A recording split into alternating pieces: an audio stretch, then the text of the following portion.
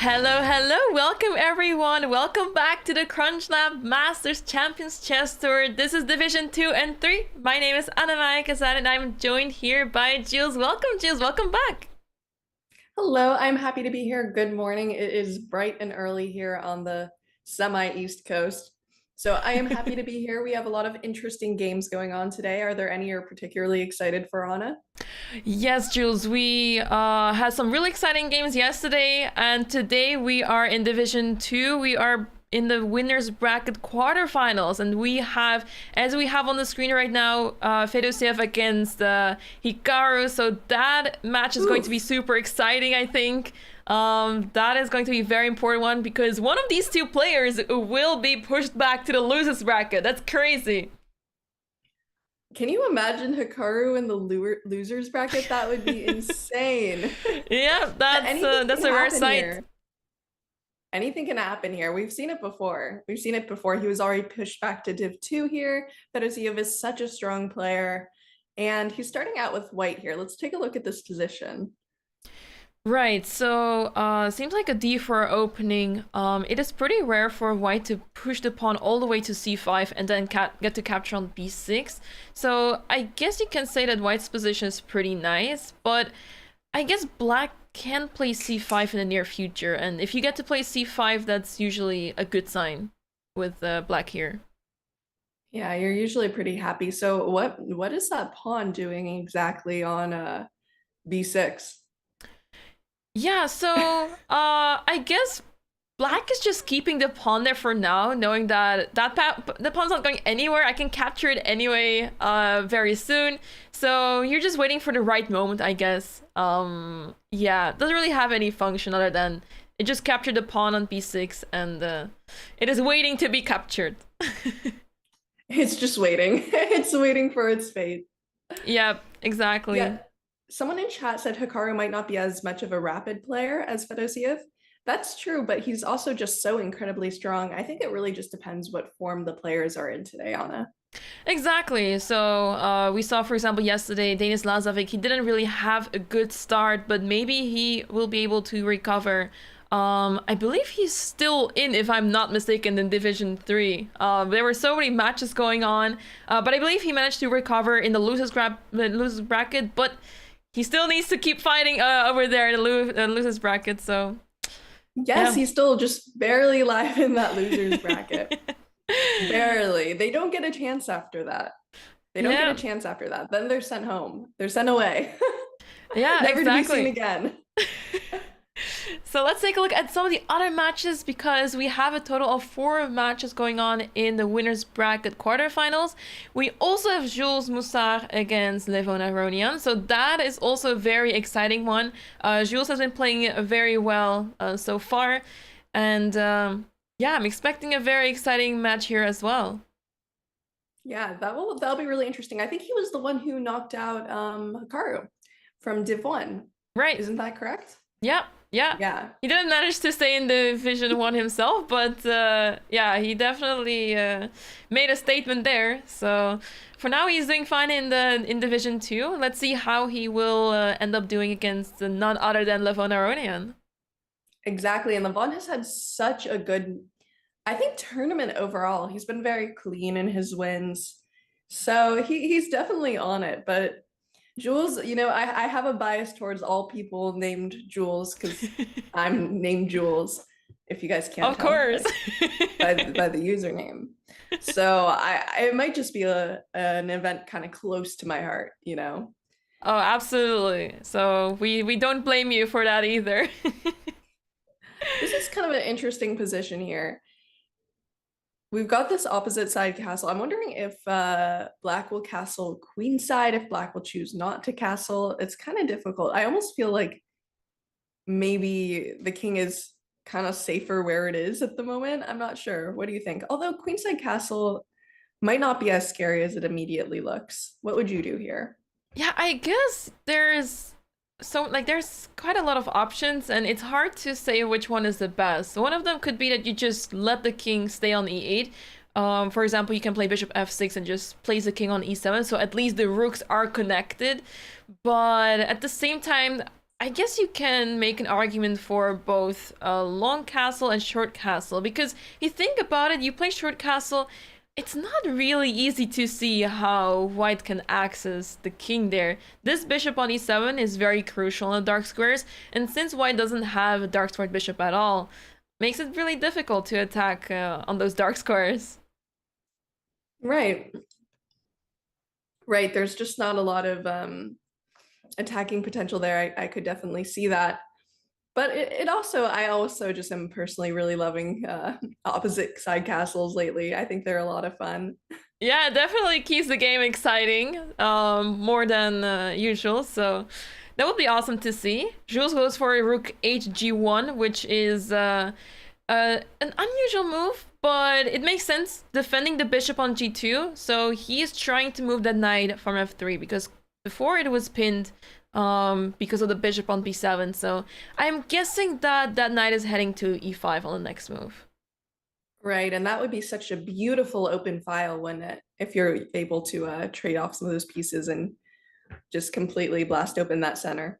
Yeah, yeah. Punishing Black's pawn structure. Of course, Black doesn't have this really good pawn structure going on over here, but yeah, not much that you can do with White just yet. So 95 would be a good start in this position. Absolutely, and don't worry, chat, we will also go over to the losers bracket. We have a bunch of games happening all at once, so we have a lot to commentate for y'all today. Absolutely. Let's jump to the other game in the winners bracket. We have Frederick Swane against Vidit Gujarati. So yeah, this is a very even position, but I'm curious what this bishop is up to on b7. It is not just locked by the opponent's pawn on e4, but also by its own pawn. So doesn't really have good prospects over there. It doesn't really have good prospects anywhere. I mean, if you try to move it to a6, you're going to run into the same issue with it being completely blocked. If you try to move your king and maybe get the bishop in on the c file, it's also not exactly clear where it's targeting. It just seems like kind of an inefficient bishop, although maybe if you could get some sort of kingside pawn push, clear up those pawns a little, then right where it is, it could be pretty powerful. Yeah, exactly. So f5 would be a good move to start with. Vidit plays it, and slowly but surely... two similar players. Exactly. Next time we should be playing. next cheating scandal, you know? Oh no. From commentators to oh no, let's not get there. But yeah, it's good move played by Vidit. He's going to put pressure on the king side, as you mentioned, and makes a lot of sense because opposite side castling. So this pawn is moving places, and if you don't do anything about it, f4, f3, opening up the king side, and yeah, you don't even need the bishop, perhaps. You just need the king and the queen and the knight, I mean, and the rook, perhaps, and that's all you need. All you need is love and an opposite side castling, ladies and gentlemen. You heard it. Yes, that could get scary real quick. Yeah. Yeah, you can also tell from the time management. If there's one thing that gives a tell of how the status of the game, it's the time. You cannot avoid that. Yeah, 7 minutes. Like, it's a whole 3-minute difference. And we've been seeing that in a lot of these games too, especially against some of the higher rated players. Now, Frederick Swane is a very, very high rated player. He's very strong. So I'm surprised he's getting into this time position right now. Yeah, I guess it's not easy. His pieces were too passive. He's trying to activate his pieces now by playing knight c4, attacking that pawn on e5, but it's moving away from the king side, and perhaps that's causing issues because now the king side is even more accessible for black. So the question is, do you want to take on e4? Do you want to push the pawn forward? Or maybe you want to involve the other pieces already with queen h4, for example. Just ignore that pawn altogether and just start putting pressure on the king side already. That seems really nice. You can get that knight in. I mean, that bishop, it's just so tempting to... Okay, well, we see it. Now that pawn is going to be extremely weak. Maybe you're even going to be forced to play f3, which Ben Feingold will really not like, to defend all of that. Yeah, a knight coming in. It's gonna look very, very good, I think, for Vidit. Yeah, so would be a promising start for Vidit. So that is for now regarding the winners bracket. We have one more match, but that one between Krishuk and... Should we go to, I think Kramnik Yeah. and Antipov is heating up a little bit Ooh, here. let's take a look. So that's the losers bracket if I'm... Yeah. Right, for D2. Yeah, let's take a Which look. means the last chance for our D2ers here. Yeah, and they also play a best of 2. So the winners bracket matches are best of 4, but the losers bracket matches are best of 2. So it can finish off really quickly. No, absolutely, which is why it's important to keep an eye on it. And some stuff just happened here. It looked like the position when I was just looking at it maybe a second ago was a little bit in Kramnik's favor, but all of a sudden it seems to be not quite clear. And I think we'll have to analyze this position a little more to figure out why. Us and chat, you guys aren't exempt to this analysis. You're gonna be learning chess. We're gonna force you to learn. Yes, exactly. White played the move Queen A1, which looks really strange at first sight, but the idea is clear. Pinning down the knight on the A4. So, yeah, you cannot capture the bishop, you cannot capture the pawn on c3, and at the same time you're defending the bishop, defending the pawn on c3 with the queen, and perhaps building up a battery on this diagonal. So in the near future I can see c4 happen. That is such a beautiful, lovely, cute move. Oh, and as stuff has happened. Oh my, okay, let's take a look at this here. What is wrong? I think that's what B6? we're gonna see. Yeah. I think this might be what we're gonna see. Oh, so I guess this allows the move c4 that I was just pointing out, but the problem is that, okay, you may be thinking I'm getting rid of that bishop, it should be fine, but after queen takes b2, that pawn on b5 is still hanging. Apparently there should be something better than taking back on b2, which is absolutely crazy. Really? And having those beautiful pass pawns? Those beautiful advanced pass pawns? It should be fine, you would say, but I guess there's the move b4 here. Perhaps there's some intermediate move we're missing. Can you take on b5 directly? Really? So, wait, here, knight takes b2. Because the knight is trapped. Ah, maybe that's the trick. You take on b5. And this knight has nowhere to go. And there's nothing to do. Ah, so you gotta be a little careful. Yeah. Otherwise, you lose one of your c-pawns, baby, even. That makes sense. That is very spicy, which must be the whole idea in this. But let's see, it seems like a few moves have happened. Knight d4 has been played. Knight d4, yeah. So c4 was missed, not very easy to find, but maybe it was on the radar of Antipov, but maybe he didn't quite believe in the line, missed that the knight is simply trapped on b2. Also, just look at the time, Anna-Maja. Yeah. It's about 6 minutes to almost 2 minutes, and that is such a huge time difference here. That could be the difference between taking an extra 10 seconds to calculate that line and not. Yeah, true. Vladimir has been playing so quickly throughout this tournament. We've noticed it in his other matches as well. He plays very quickly, but tends to have issues later on despite being up on the clock. So let's see how he fares in this game. Seems to be the case that the players are simplifying the position, trading off pieces here and there, and I'm expecting this to end in the draw unless one of the players makes a major blunder.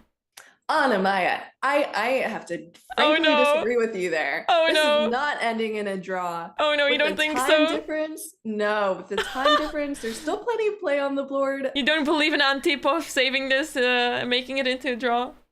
I think either he will win or lose. Okay. I can't say who will win or lose. Chat, maybe you give your predictions. Are you team Anna-Maja here or team Jules? Okay, I like your way of thinking. I like it.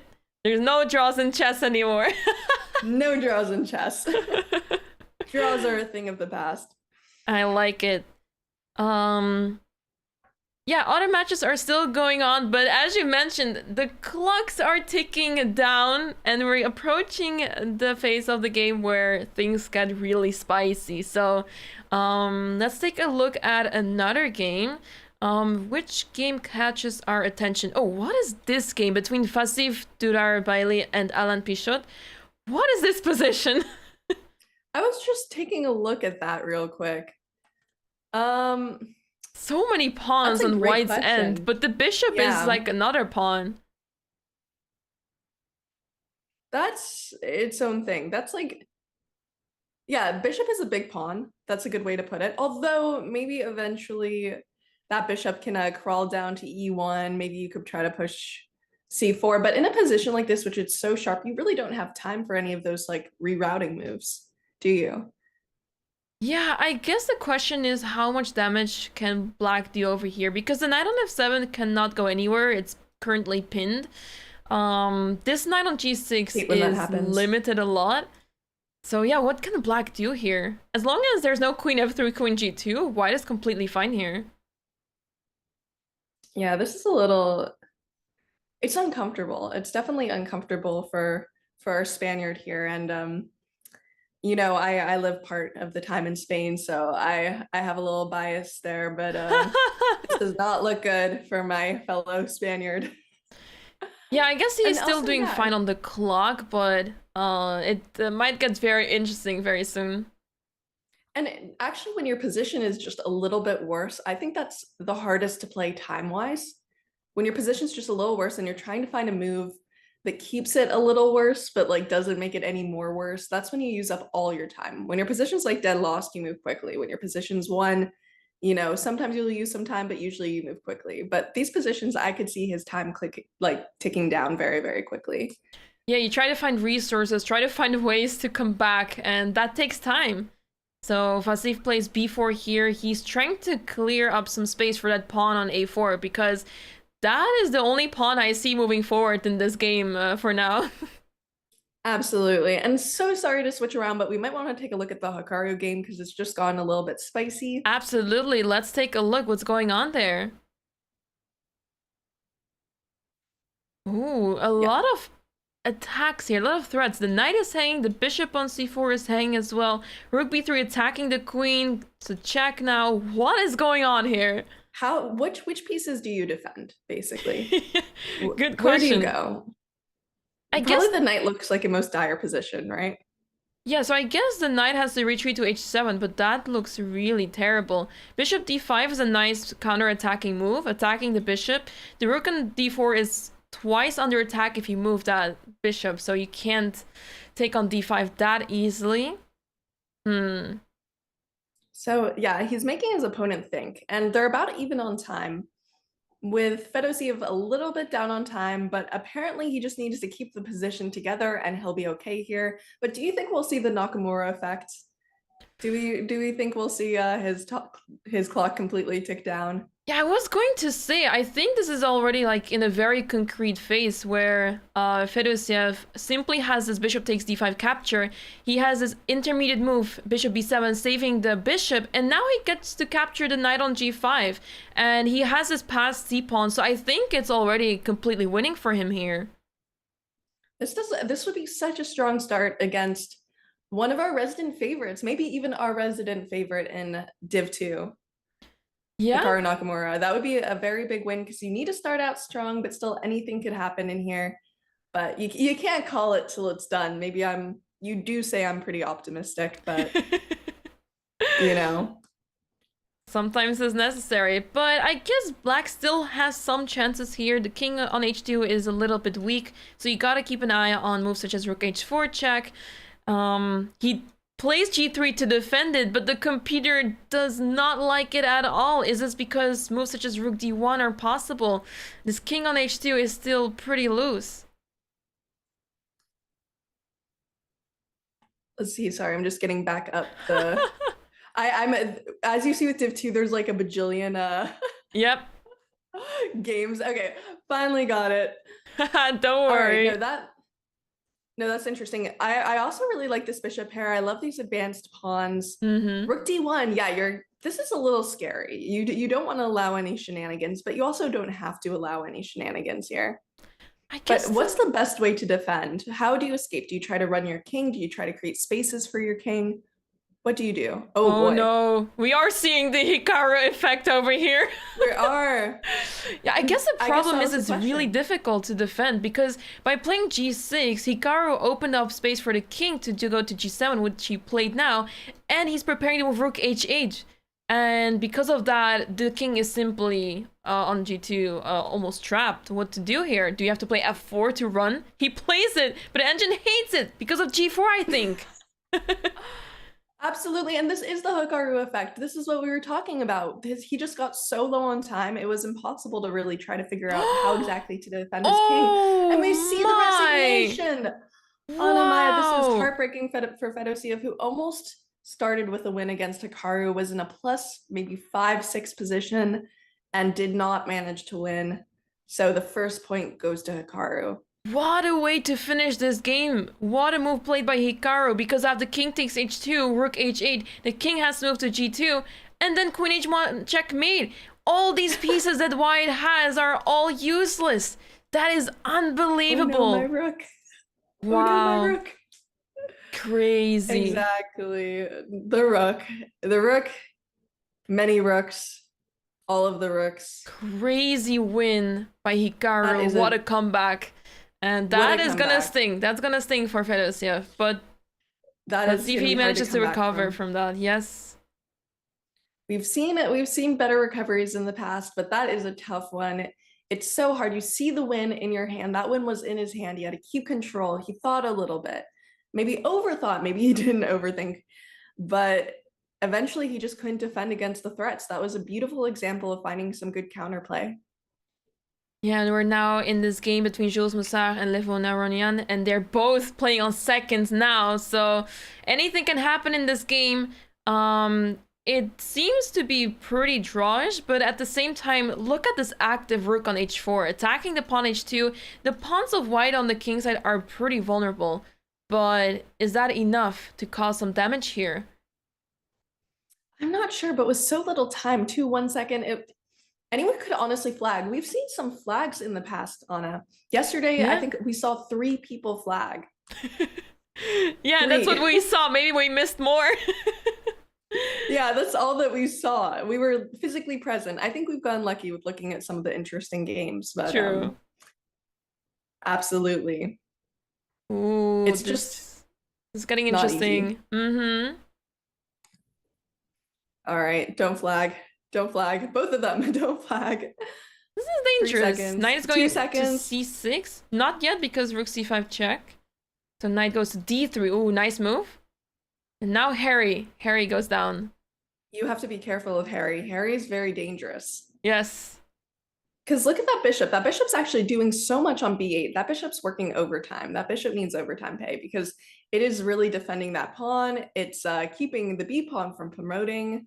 And it's making it kind of difficult to make any forward progress. Yeah, I'm curious to see how white can defend this because the b7 pawn is essentially lost. So if you want, you can just go all the way to that b pawn.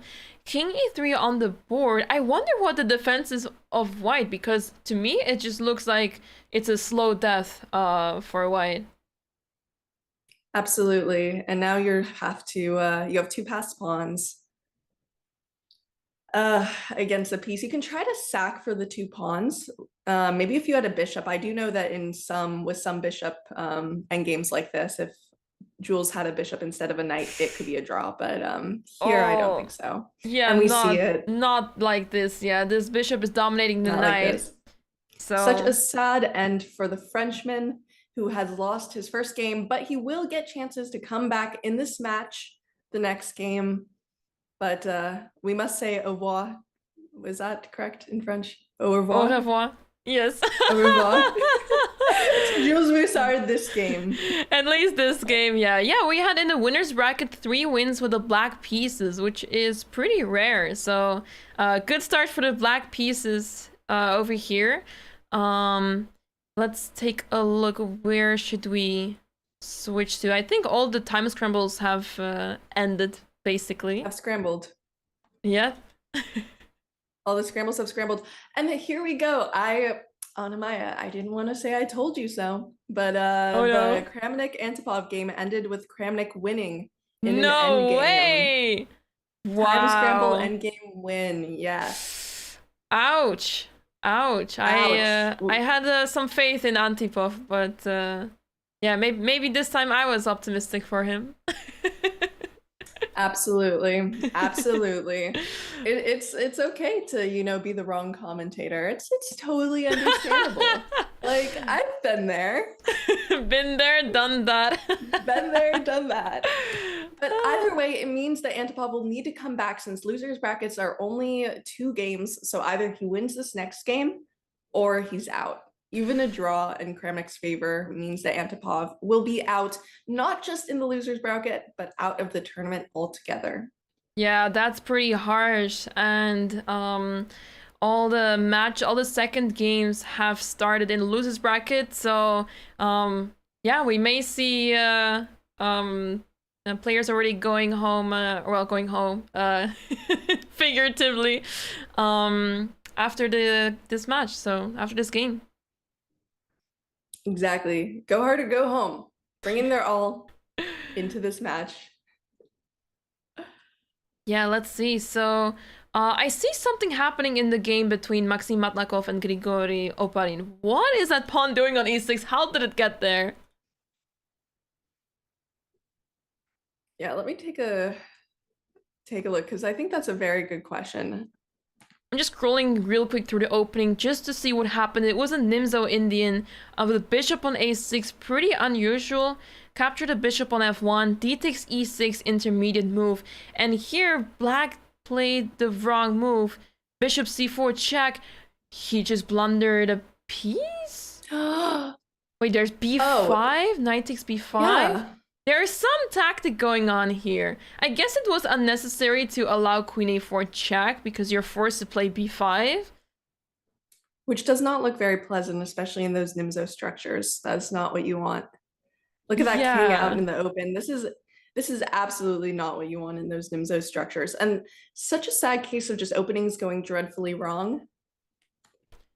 Yeah, the square on e6 is so weak. I mean, it's pretty rare to see these kind of things happen, especially at this level that it goes wrong so early on. But it happens, and I guess he underestimated how strong the white attack is, and now his position is just falling apart. I mean, knight e6, attacking the queen and the pawn on g7. That king is not safe and is unable to castle for the rest of the game. That king is very sad, and we have someone in chat who is tuning in on a Saturday, even though they have work. Good luck with your work, and thank you for tuning in. Absolutely. And if you look at this position, hopefully this position distracts you from your work because it is not what we would want here. This is a very, very difficult position for Oparin.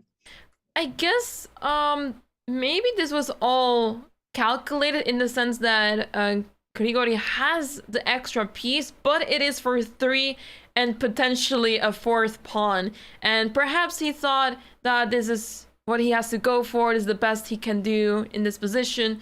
Maybe that plays a role in this, in his decision to play the move bishop c4, which turned out to be a bad move. So, yeah, maybe he can still save the position because it's a difference in the material is imbalanced, and anything can happen when the material is imbalanced. If you don't have a concrete plan with white, things may turn around.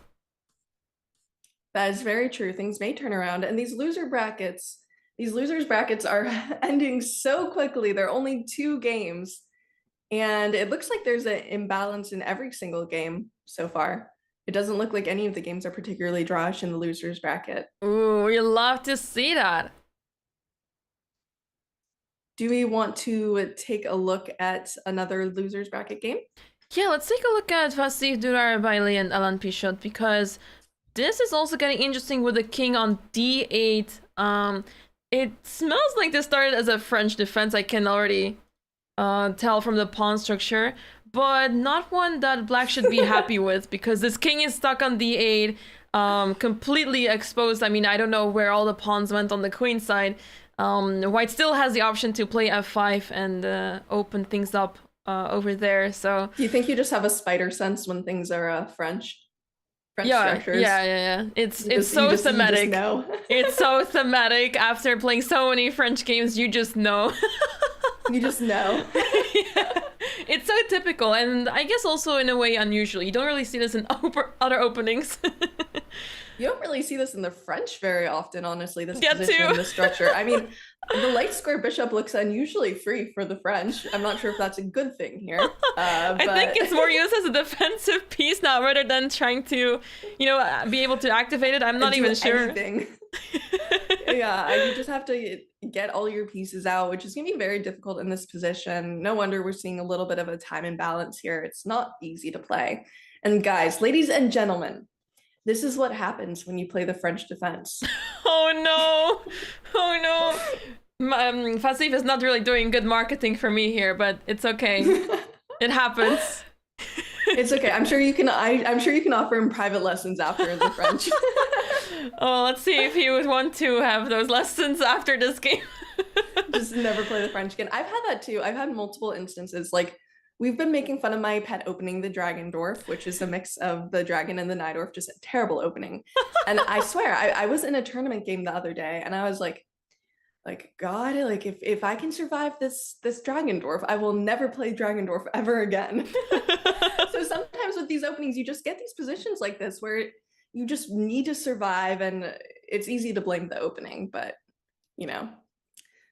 not always the case. Not always the case, but yeah, some people just have a knack for certain openings that they shouldn't be able to survive or something, so it happens. Absolutely. You see that all of the time.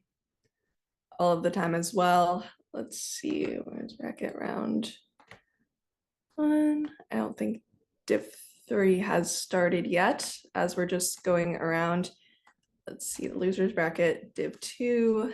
Maybe losers bracket Division 3 could be interesting. Maybe you already have some decisive results there. We see that the first game between Denis Lazovic and Benjamin Bok was a draw. And they're now in their second game. I don't see... Oh, I see one match. Okay. We have some no-shows. I mean, it can happen, right? That some players are at a tournament and they suddenly cannot play anymore. They qualify for the next round, but they cannot play the next round anymore, which is unfortunate, but it happens. So Rudik Makarian is advancing to the next round. Yeah, the other second game of the matches is still going on. Let's see. Okay, I'm on the game of Benjamin Bok and Denis Lazovic for now.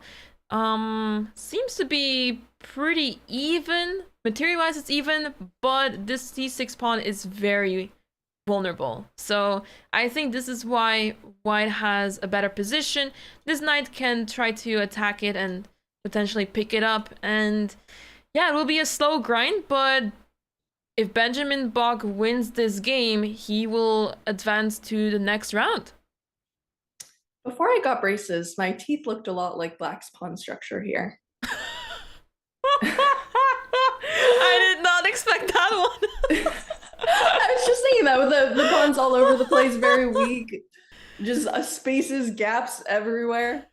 I mean, if your pawn structure looks like my teeth when I was 5 or 6 years old, that is not a good sign. So I see what you mean a little bit there. So not even an outpost will really save that weak pawn. I mean, that outpost, it's not even an outpost because it's not an outpost because the A pawn can disrupt that knight, but maybe at least that knight can reroute somewhere useful. Still not a very great position. Yeah, even a dentist could not fix this pawn structure, so that's quite a problem here. You can't even play c takes d5, so this is a problem. Absolutely, not even braces, not even Invisalign. Yeah. Nothing could fix this.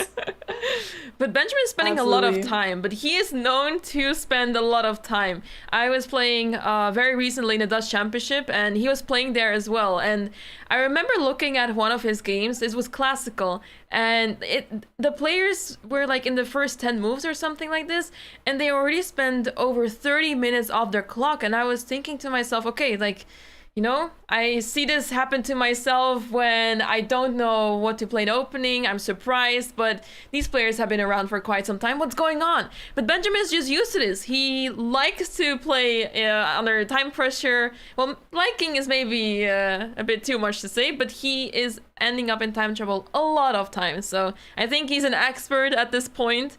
But it's getting concerning that he's spending so much time in this very position.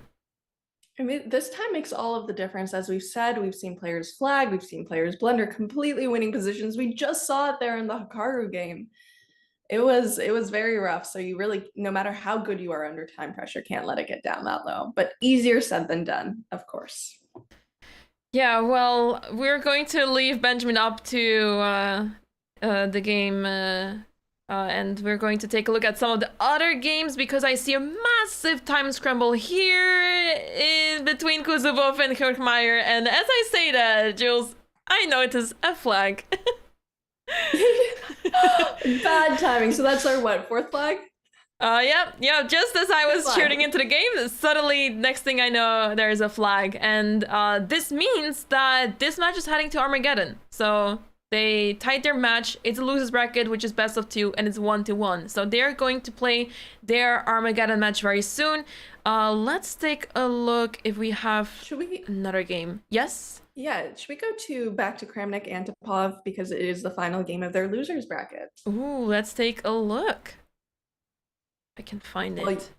Yeah, while you take a look, I'm gonna duck and get my charger for my computer. Sounds like a good idea. Oh no. Okay, so we're currently in this position in the match between Kramnik and Antipov. Let me take a quick look. So yeah, first game was won by Kramnik. Now it's up to Antipov to tie the match and head into the Armageddon. But Kramnik is doing a good job at solidifying his position. His knight is super well placed on e3, not doing much other than defending, but sometimes it's okay to simply hold the position, defend, and survive. Especially because Kramnik is usually playing very quickly, as we have noticed in his past few matches. So let's see if he can hold on to that, because currently the time is equal.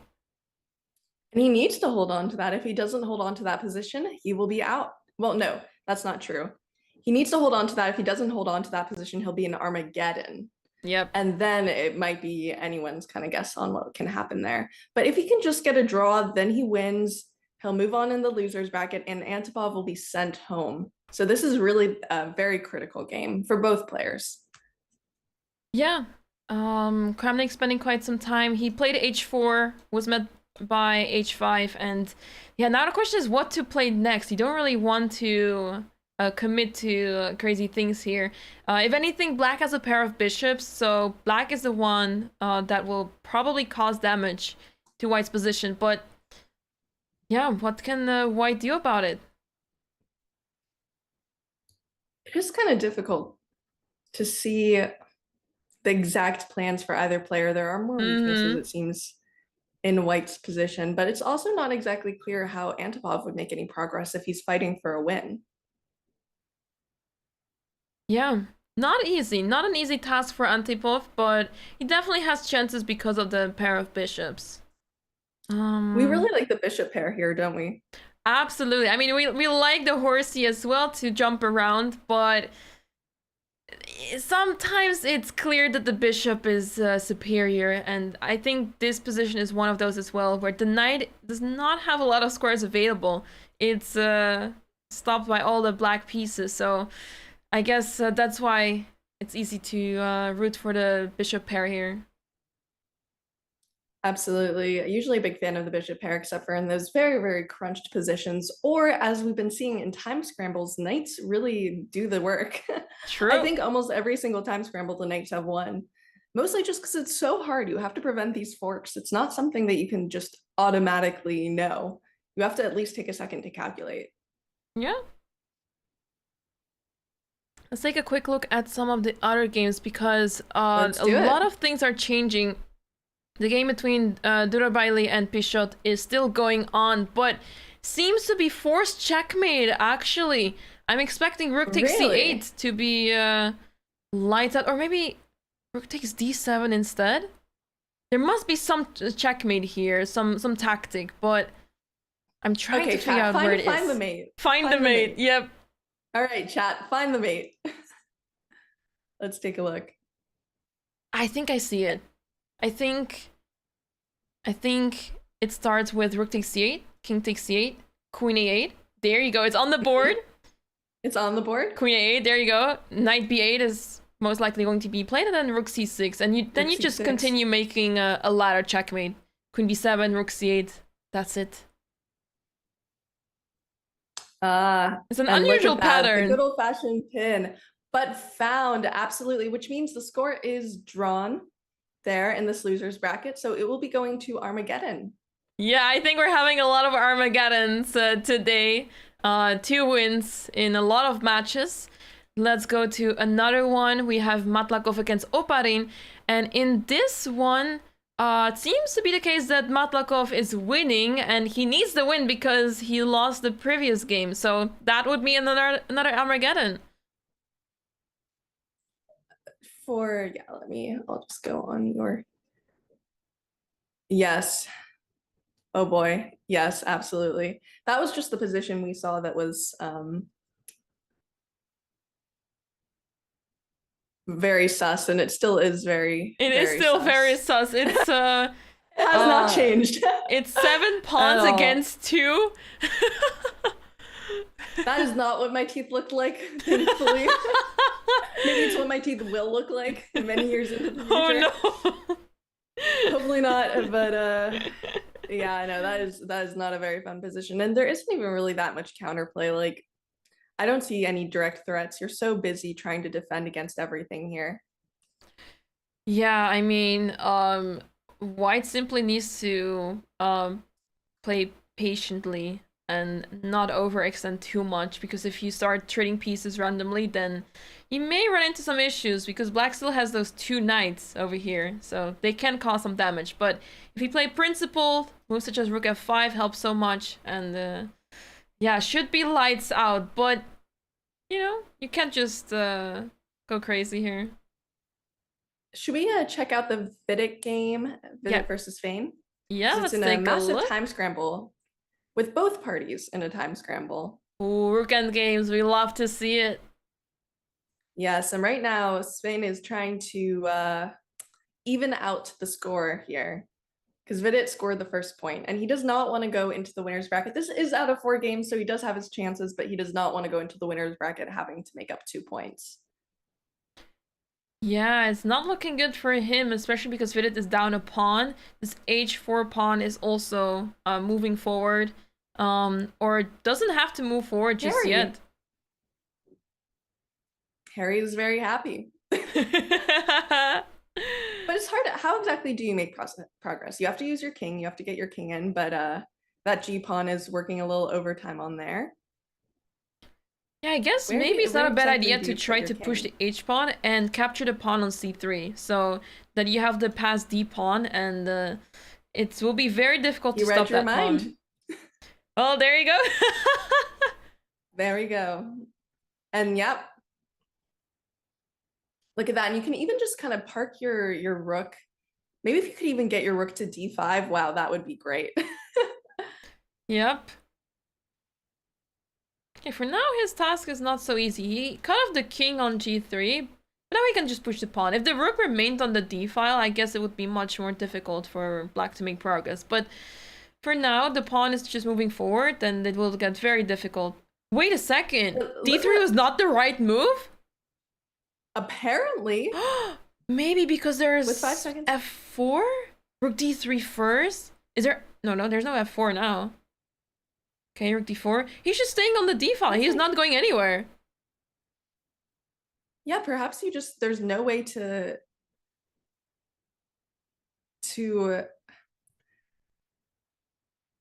Yeah, I guess he overextended with the move d2. It looks like it's completely winning. This looks, yeah, even here it looks like it should still be good, but I guess you can't really make any progress with your king, and you need the king to promote. Yeah, the rook is simply cutting off the king on the d file. If you play the move e4, you're just trading and not making any progress. Ouch, this Right, is and you can never painful. get your king. You can't get your king on the d file because you lose the pawn, and as he did, he had to give up the pawn. That is really tough, and that's what you see in these time scrambles. That was just such, it seemed like such a routine endgame move, and it ended up completely drawing the position, which allowed, wow, that was just that was very tough. Yeah, But what a at finish. least it is 1.5 to half a point, so he did not get a full point back. But there is still comeback territory for Frederick Spain in the winner's bracket since it is out of 4 points. Exactly. So we will see more games of these two very soon. Let's head back to the losers bracket and see what happened there. Um let's go back to Antipov Kramnik because they're still in their second game and they're down to 1 minute on the clock. So this is getting very exciting. Do you think, Jules, that this is another decisive result, or do you actually believe in a draw here? If it's a draw, it's as good as a Kramnik win in this position. Because Kramnik just needs a draw in order to proceed in the losers bracket. So it means Antipov's going to have to fight for a win. So I think we will see a decisive result just because neither party wants a draw. Well, that's not true. Antipov does not want a draw, and he's willing to probably lose because a loss is the same as a draw. Yep. But this position does not seem very bishop pairs nice and all, but it does not seem very promising. What do you think? What is your prediction? I guess it's hard for either side to make any sort of progress here because even if you manage to win one pawn, which is already very unlikely, the drawing chances are still quite there. So yeah, I think this game will end in a draw unless a major blunder happens, but I'm not expecting that to happen even in time scramble. Yeah, especially the time's ticking down for Antipov here, who's trying to find the win, but sometimes the win cannot be found. Yeah. Bishop h4, trying to trade bishops, which is not of black's interest at all. But yeah, how can either player make Absolutely. progress? This is impossible. You play bishop Look at e7, this just play time. d5. This time gap is just widening. There isn't really a great way. We've seen this in both games. It's just hard to make progress in these kinds of positions. It's not easy, truly. Yeah. Bishop c7, bishop f6. I mean, what do you do? What do you do?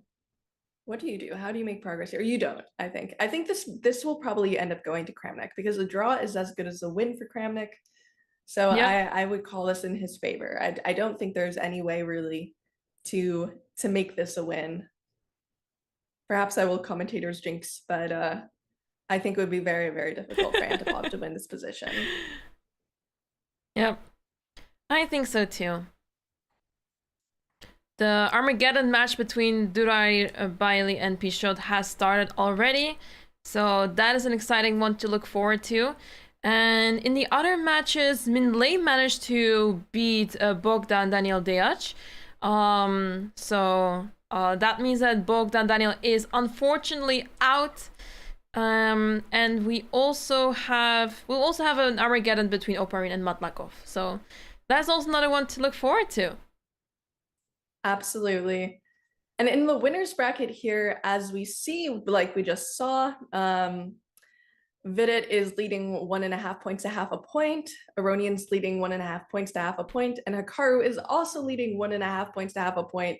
And they're all in their third game, which means this is a decisive game for all of them. Ooh. So should we take maybe a look at one of those winners games? Let's take a look which one is the most interesting. How about the game between Jules Musar and Levon Aronian? Because I see Queen e1 being played, which is a very unusual move. Opening the bishop to attack the queen. And that queen on g6 feels very unpleasant. It doesn't feel comfortable at all. No, it really doesn't. And those bishops, I mean, both bishops are actually very active, but it's just hard to see how to make progress. You're going to want to pawn push for sure in these opposite side castling positions, but you don't want to be too hasty. Yeah. You don't want to be too hasty with it. Yeah, exactly. It's very tempting. You want to play g4. That's why I think bishop e4 is played. You're defending the knight on f3, preparing g4, h4, g5, and not so easy for black to figure out what to do. I guess the one thing that black has is the square f4. They have access to the square. You get to play bishop f4 or knight f4. Maybe not just yet, but in the future. So that is something that could be of importance. So perhaps bishop f4 is a move to consider here. Absolutely. And someone asked, losers bracket is only 2 games. That is correct. Absolutely, it's only 2 games. But this one is winners bracket, which means it's out of 4. However, if any of the parties with 1.5 points wins, it will just be completely done. Yeah, so tricky format. Gotta stay sharp, and you don't get too many chances. So yeah, you have to keep going. Sharp. You gotta fight. Like a whole countdown. whole speech. Exactly, just like get them hyped. It's a new variant, but they have to listen to me talk while they play their games. Let's take a quick look at Division 3. I'm curious if we already have decisive results there. What did we miss? Take a quick look. Losers bracket round 2. In the losers bracket, we have the Armageddon game between Georg Meyer and Yuri Kuzubov already going on. So many Armageddon matches today. It's absolutely crazy. Yeah, that is wild. We're really getting to Armageddon, especially in these losers brackets, though. If it's all tied up, which happens, it is not uncommon. So we're gonna see some interesting action. Oh, Benjamin Bock actually did not manage to win that game. So that match is also heading to an Armageddon, the match between Denis Lazovic and Benjamin Bock. So that is also going to be very interesting. And yeah, we had Adam Hakobian winning his match against Vakidov. So he is through to the next round in the losers bracket. This is Division 3, by the way. And finally, the Dutchies have not survived today. Both Erwin Lemmy and Thomas Beardson got knocked out. So this is a sad day for the Dutchies. That is a very sad day indeed. I know that I said I had to take the other side since you took the Dutch side, but I feel for you. My heart goes out to you. Thank you. At least we still have Benjamin fighting for us, fighting for our pride. So someone asked to look at the Pacho Durabaili Armageddon game, and it is a very interesting game, so we could take a look over there. Absolutely. I think some action is actioning. Some action is actioning. Love it. Let's take a look. Okay, what is going on here?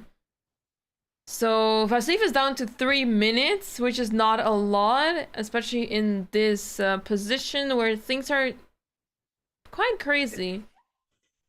Zoom tight.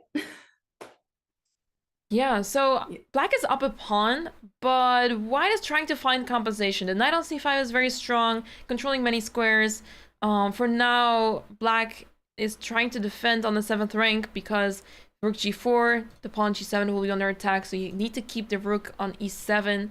But yeah, it is hard to find a way to break through here with white. The pawns in the center on c6 and d5 are very strong. That was a killer move, queen g6, and it's kind of making it difficult to avoid that sort of queen trade. And once you get that queen trade, a lot of your counterplay is gone. So that's why we see avoiding the queen trade. Yeah, queen takes c2 now, grabbing another pawn, and now the pawn on d5 is actually a passed pawn. So once that pawn starts moving, things are looking very scary for white. Absolutely, but it might have been a strong practical choice. It might have been a strong practical choice as you need to secure the win. As white, a draw is not good enough. So even if it's bad engine-wise, you can't always look at that when you're playing Armageddon. Yeah. And now the threat of black is queen e2, so you have to defend one of the rooks at least. Queen e2. Yeah, how do you defend everything with queen e2? How do you, what do you do there?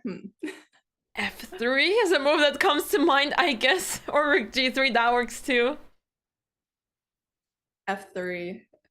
That is not very pretty. Yeah, not at all. But yeah, white doesn't really have much to do. Another pawn. At all those pawns. All those pawns are falling. That's very unfortunate. Although 2 minutes, there is no increment in Armageddon. That is something we haven't mentioned today, but is very important. There's no increment in Armageddon, which means as the clock ticks down, you really have to pay attention to every second because you're not going to get any back. Yeah, exactly. So you have to make sure to win the game within the time frame. All that black needs here is a draw. So once the repetition will be possible, black will 100% take it. But of course, now that black is in a winning position, black will try their best to just win the game altogether. And with so many pawns on the board, so many extra pawns, should not be too difficult. And it's really hard to see where the fight is for white, because the rook on e7 is very protecting everything very well. The bishop on g8 is covering the right square. So yeah, that is looking rough for white. That is looking very rough for white. And black only needs a draw here, but it looks like he's going to secure the win, because when you can win, why would you take the draw anyway? So yep. I don't know. I might call it. Maybe all commentators curse it, but this looks like it's going to be a Durabili win for me.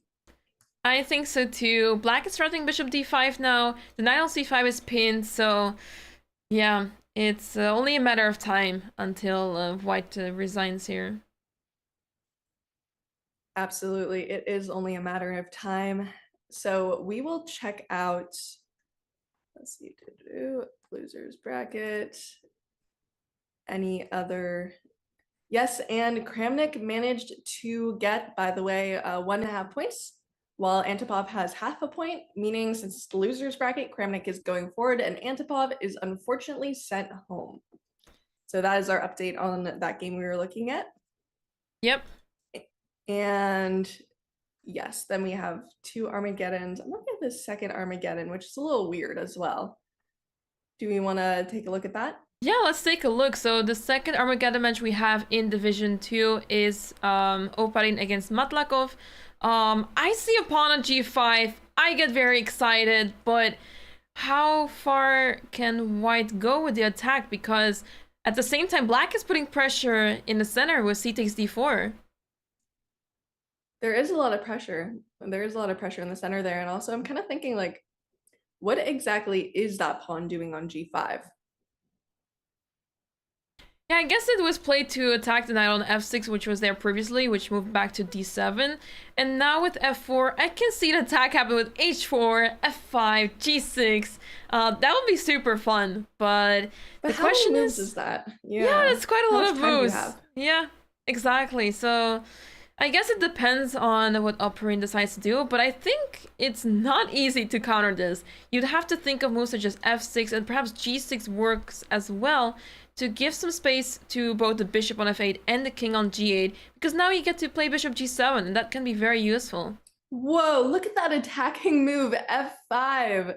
We don't care about our king side at all. We just want to attack. And it's hard to see how exactly this works, but actually, you know what? This, in an Armageddon game, you have to go for the win. So this is a really nice practical try. Kind of stripping black's defenses, you know, trying to make the position uncomfortable. Yeah, and I guess f5 drops the pawn on g5 though. Now the question is, does black want to take it, allow the move e4, for example? I think black would be okay taking that pawn, just to prove that the attack is not doing anything at all. Yeah, I think so too. It's very hard to see how it follows up. in this position, but you do have a lot of pieces aiming towards the king side, so. Yeah, I'm sorry to interrupt, Jules, but I'm seeing some craziness happening in the corner of my eye in the game between Pichot and Facit because Let's see it. I saw the bar move up and down and it looked really crazy at one point, but it looks like Black is still winning in this game, and remember this is the Armageddon game of this match, so White needs to win. And the question is, will they manage to survive while Fasif has 1 minute left on the clock? I don't think so. That H-pawn is moving places. That H-pawn is very, very active. The king is coming in. You're gonna have to end up sacking your rook for it. Yeah, I wouldn't be surprised if, yes, as we see, a resignation, because he knows he has to win. He cannot win if he has no pieces on the board. Word of wisdom. Unfortunately, that means Vasif Darabaili will be moving on and Pichot will be sent home. Yep. The losers bracket is a tough one, and yeah, we're seeing a lot of Armageddon, so it's of course heartbreaking that it ends in Armageddon and is not finished in 2 games. But that goes to show how close those matches are, and that makes it very exciting. Can we take a look at Hikaru? I think some action's happening there. Oh, let's take a Hikaru look. versus Fedosiev, which is also a match where the result is very important, because if Hikaru can manage a win here, he will be automatically going on, no Armageddon, nothing needed. So this is a must win for Fedosiev. Yeah, and it seems to be that he is completely winning once again. In the game 1, he was also completely winning, and then unfortunately got swindled by Hikaru, but in this game... That's gotta be in the back of his mind. Oh, absolutely. I mean, I guess it's like common knowledge that everyone knows if you're winning against Hikaru, it's not over until it's over. He always has something up his sleeve, so you gotta be prepared for that. But in this case, I guess I have a hard time seeing how Black can find counterplay, because the focus is on the Black king. That one is super exposed. If Black manages to get a rook or a queen on the first rank, then we're talking about something completely different. But I don't see that happen anytime soon. Also, Fedosiev has more time on his clock, which is so important. You know, I would almost say the game wouldn't be as clear if the times were reversed. But here he has a little time to think. He has a little time to think. And we see Queen F4, which just seems like a very, very strong move. You're bringing in the action, threatening. I think rook takes g4 is also interesting. I don't know if that quite works, but maybe rook takes first and then rook takes g4. I'm not sure. I'm not sure if the tactics line up, but let's see. It seems like Hikaru's resigned. Yeah, Hikaru resigned already. He had enough of it, and they move on to game 4 already. So this match is tied, so it will depend on game 4. And if the game will be drawn, then we will have another Armageddon. What a great comeback from Fedosiev after such a heartbreaking first game on Anna-Maja, where he also had a similar position and completely lost. Hikaru was able to secure a draw in the next game, and here they have pretty much, they have tied up the score. So that will be very interesting 4th game. Absolutely. Let's quickly check back into the losers bracket, where we had this one Armageddon game still going on between Oparin and Matlakov. It is getting very exciting over here. Oh my! See pawn on e3, I see pawn on g6. That pawn on g6 can capture either h7 or f7. It is getting very crazy, especially... But which do you capture? Yeah, which one? I guess I'd rather take on h7 just for the sake of it, that the bishop is defending my pawn there. But one can argue that taking on f7, you force the king out. Maybe the king is very unsafe over there. That's a really interesting... That is very interesting. And that's the decision I'm certain he's making right now, as he's taking his time on the clock. And we see him go for the f7, trying to get that king out of safety, learn that king out, being like, king, you know, I got candy. Come over here. Nothing bad's gonna happen. And that king is running. Okay, so you have to follow this up pretty precisely. Yeah, what to Let's do see. next? The e3 Get pawn that is queen out. hanging, but I like bishop c3 to attack the Attacking the queen. queen. You can keep the pawn over there. It's sort of functioning as an umbrella for white so that black does not have any access to white's position. And at the same time, black is the one in trouble with the king out on f7. But how do you proceed from here? Because it's not clear where the immediate threats are. You need to get your queen active. Need to get your pieces active. With that king out in the center, you can't really give black time to go rook g8 or something. You really don't want to give black any time to consolidate their pieces. Knight f4, attacking the pawn on d5, and also opening up the queen to go to h5 and give a check to the black king. So I Nice really like move. this move. And Aparin only has 1 minute and 46 seconds. Again, Armageddon, which means no time increment. You have to be very, very careful. And we see e2. Ooh, if queen takes e2, maybe there's bishop d4 check. Ah, bishop takes d4. It's getting very tense there. That could be, but you don't need to take with your queen. Exactly. Which we see. We see taking with the bishop here. Just dropping the knights on f5. Dropping the knight. Okay, but if you drop the knight, yeah. You drop the knight, you get your queen in with d5. Not sure what that. Well, okay, yeah, there should be enough pieces where you can make something sassy happen there. Absolutely. That king on f7 is not safe. There's too many pieces around. Even if you capture the knight on f5, the king has a really hard time surviving this. But now with the knight on f5, white keeps up the advantage with the material, takes the exchange, and yeah, that queen's gonna be simply simplify. Yeah. Queen g4 or queen h5. Ooh, brutal. That queen needs to run. That queen needs to absolutely run somewhere to get in while it can. The knight takes first, rook takes e7, and then the queen will get in. That's my call. I guess d5 is also hanging. So, okay, I did not expect queen takes f4, but I guess you take with the other knight back to d5 then. Yeah, absolutely. You can just or not. Or okay, we're going for the which queen. Is also great. Of course. We take those too. Why take a pawn when you can have a queen? True, but yeah, I guess strong words.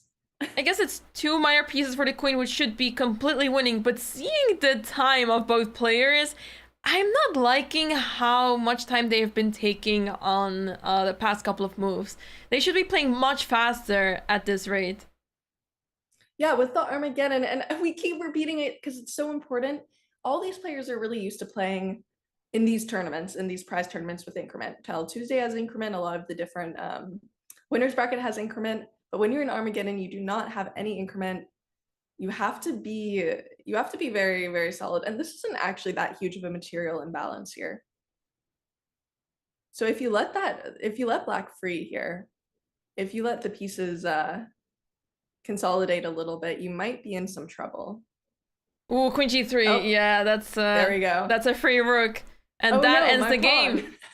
Oops. There we go. Oops, he fell for it. I mean, it's bound to happen, right? The king is exposed. The pieces are not together as much. The rook was loose, so it was bound to happen. But that means that Oparin is out. Matlakov advances to the next round, the losers bracket, and we will see him back in the next round. Absolutely. And that was just very well played, keeping on the pressure, keeping it solid. So very nice win there. Let's see what we have. Do we have, it might just be our winners bracket left on. Oh, in the winners bracket, Vidit has won the match already. I was not sure if he was going to win that game, the third game, but he did, which means that match is already over. Vidit advances to the next round in the winners bracket, but Frederick Swanay moves down to the losers bracket. So we will see him back very soon, but that's a tough loss for Frederick Swanay.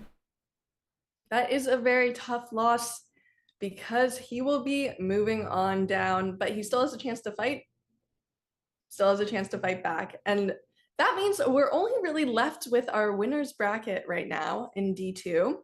which means we have 2 games. We have Levon Aronian doing his 4th game against Jules Mussard, and they are completely tied up, which means Jules managed to win the last game before that. Oh. And then we have Hikaru against Fedosiev.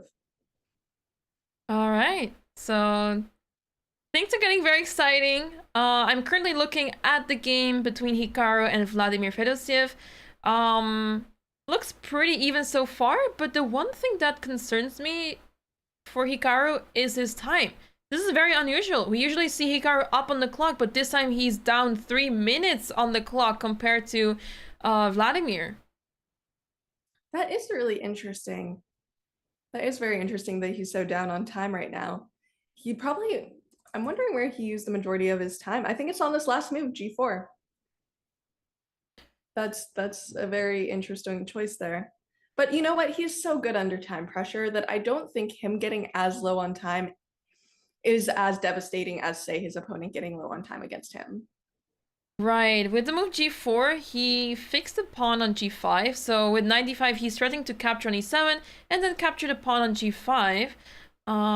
Immediately captured on E7. Now, how do you capture it back? I want to take with the rook, but then bishop takes G5, and what do you do?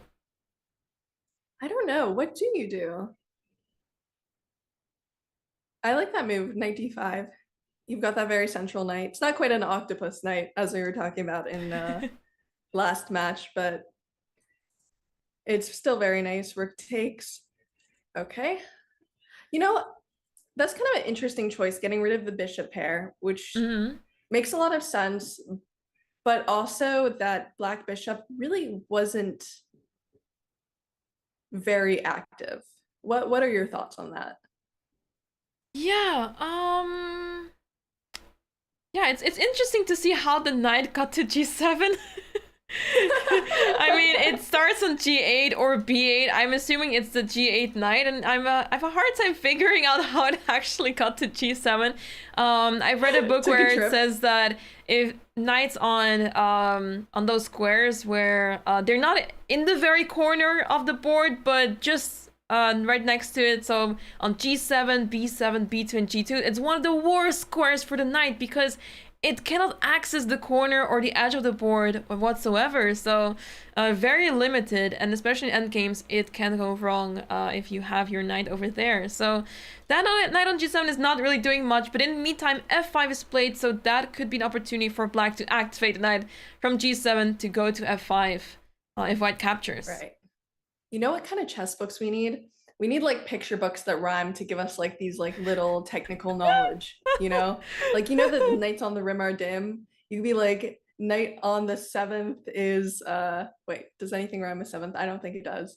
But you know what I mean? Like, just get these like little things in your head. You should make a book like that. Knowledge. Yes, I'm sure it would sell very well. You can read it to your child. Yeah, absolutely. I mean, they can learn about long opposition. Yes.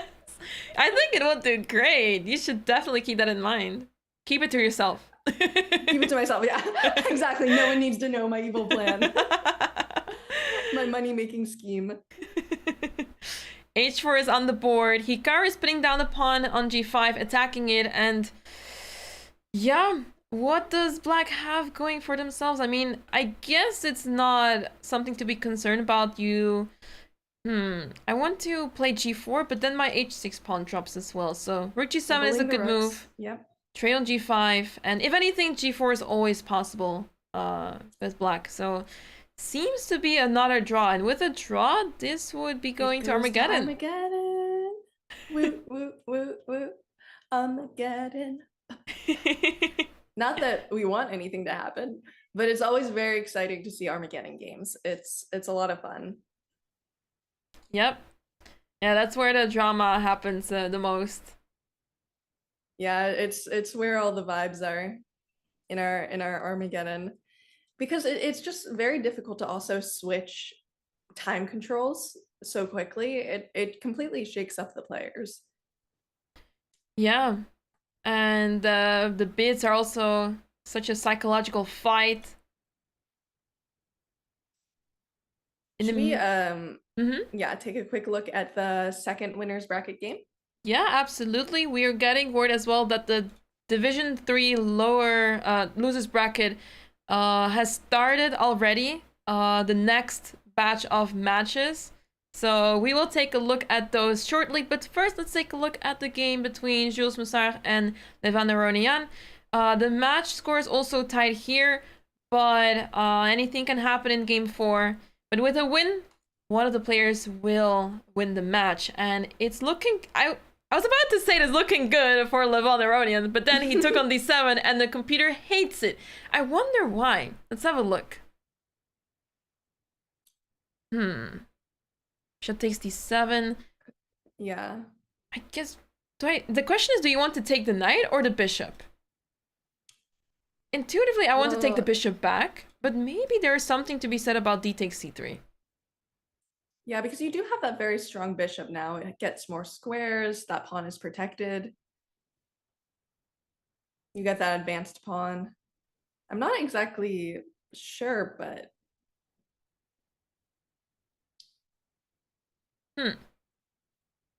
Yeah, not easy. And I guess this is why Jules is taking his time. Usually you pre-move queen takes d7, and we continue, but here he's calculating it. And he goes for it. He goes for takes c3. The bishop goes back, and now it's very, very interesting because you want to protect that pawn, but there's nothing that can really attack it very well.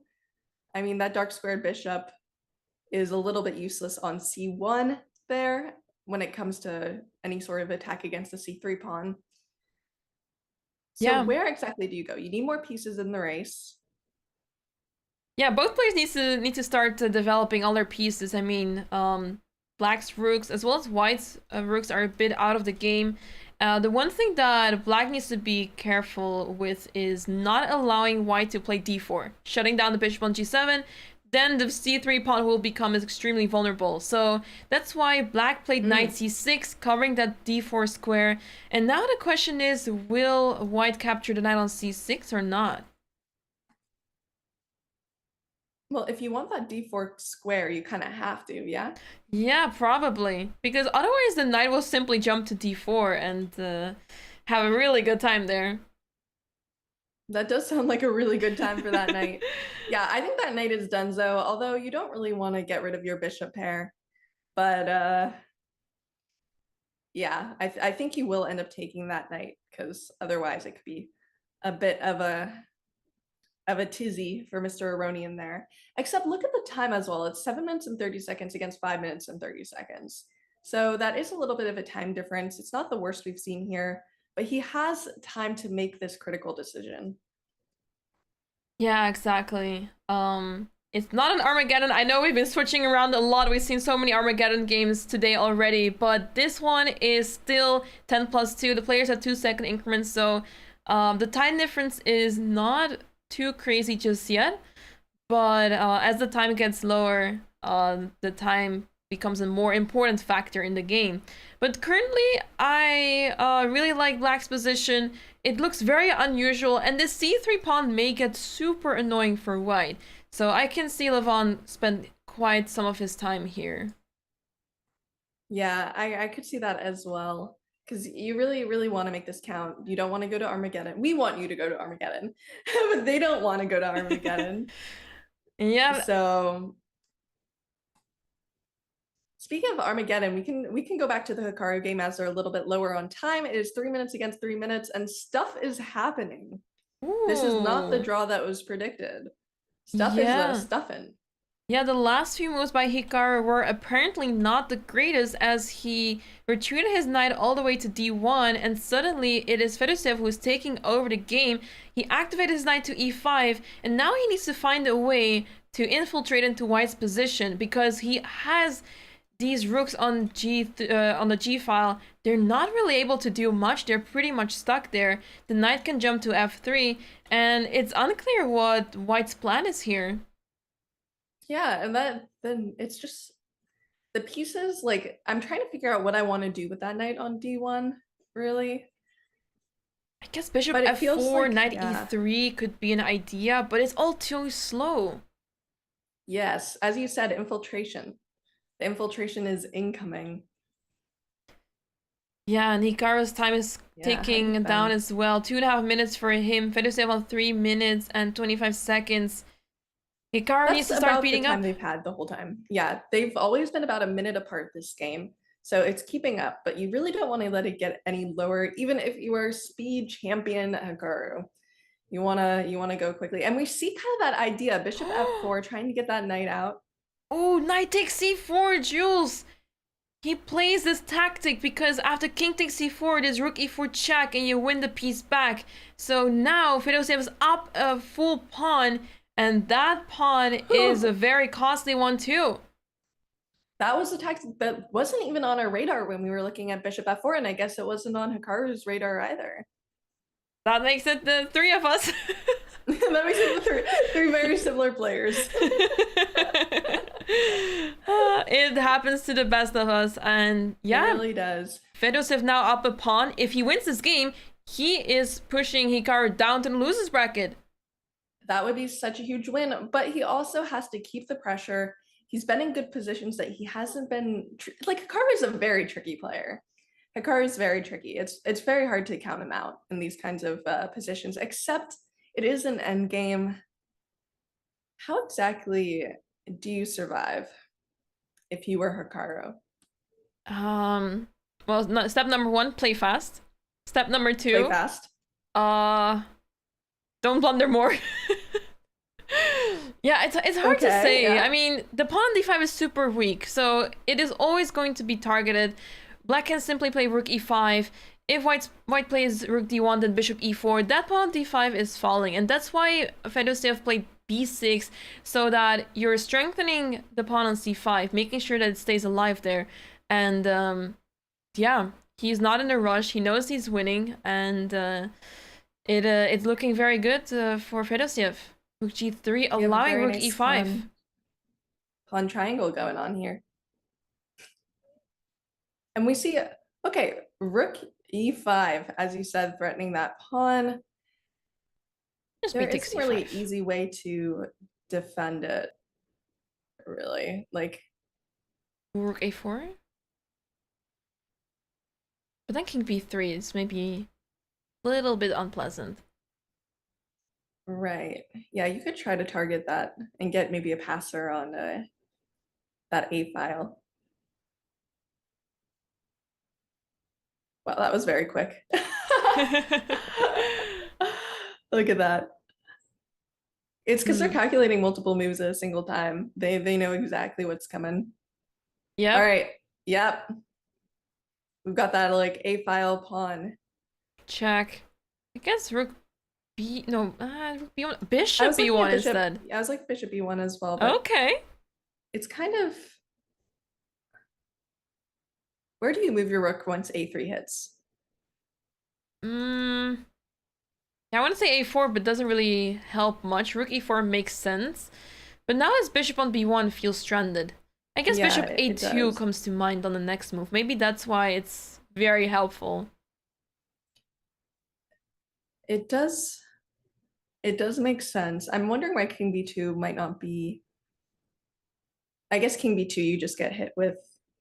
Well, what do you get hit with? Maybe your king is just stranded out in the wilderness. And Hikaru's down to 34 seconds on Anna-Maja. Yes. 34 seconds.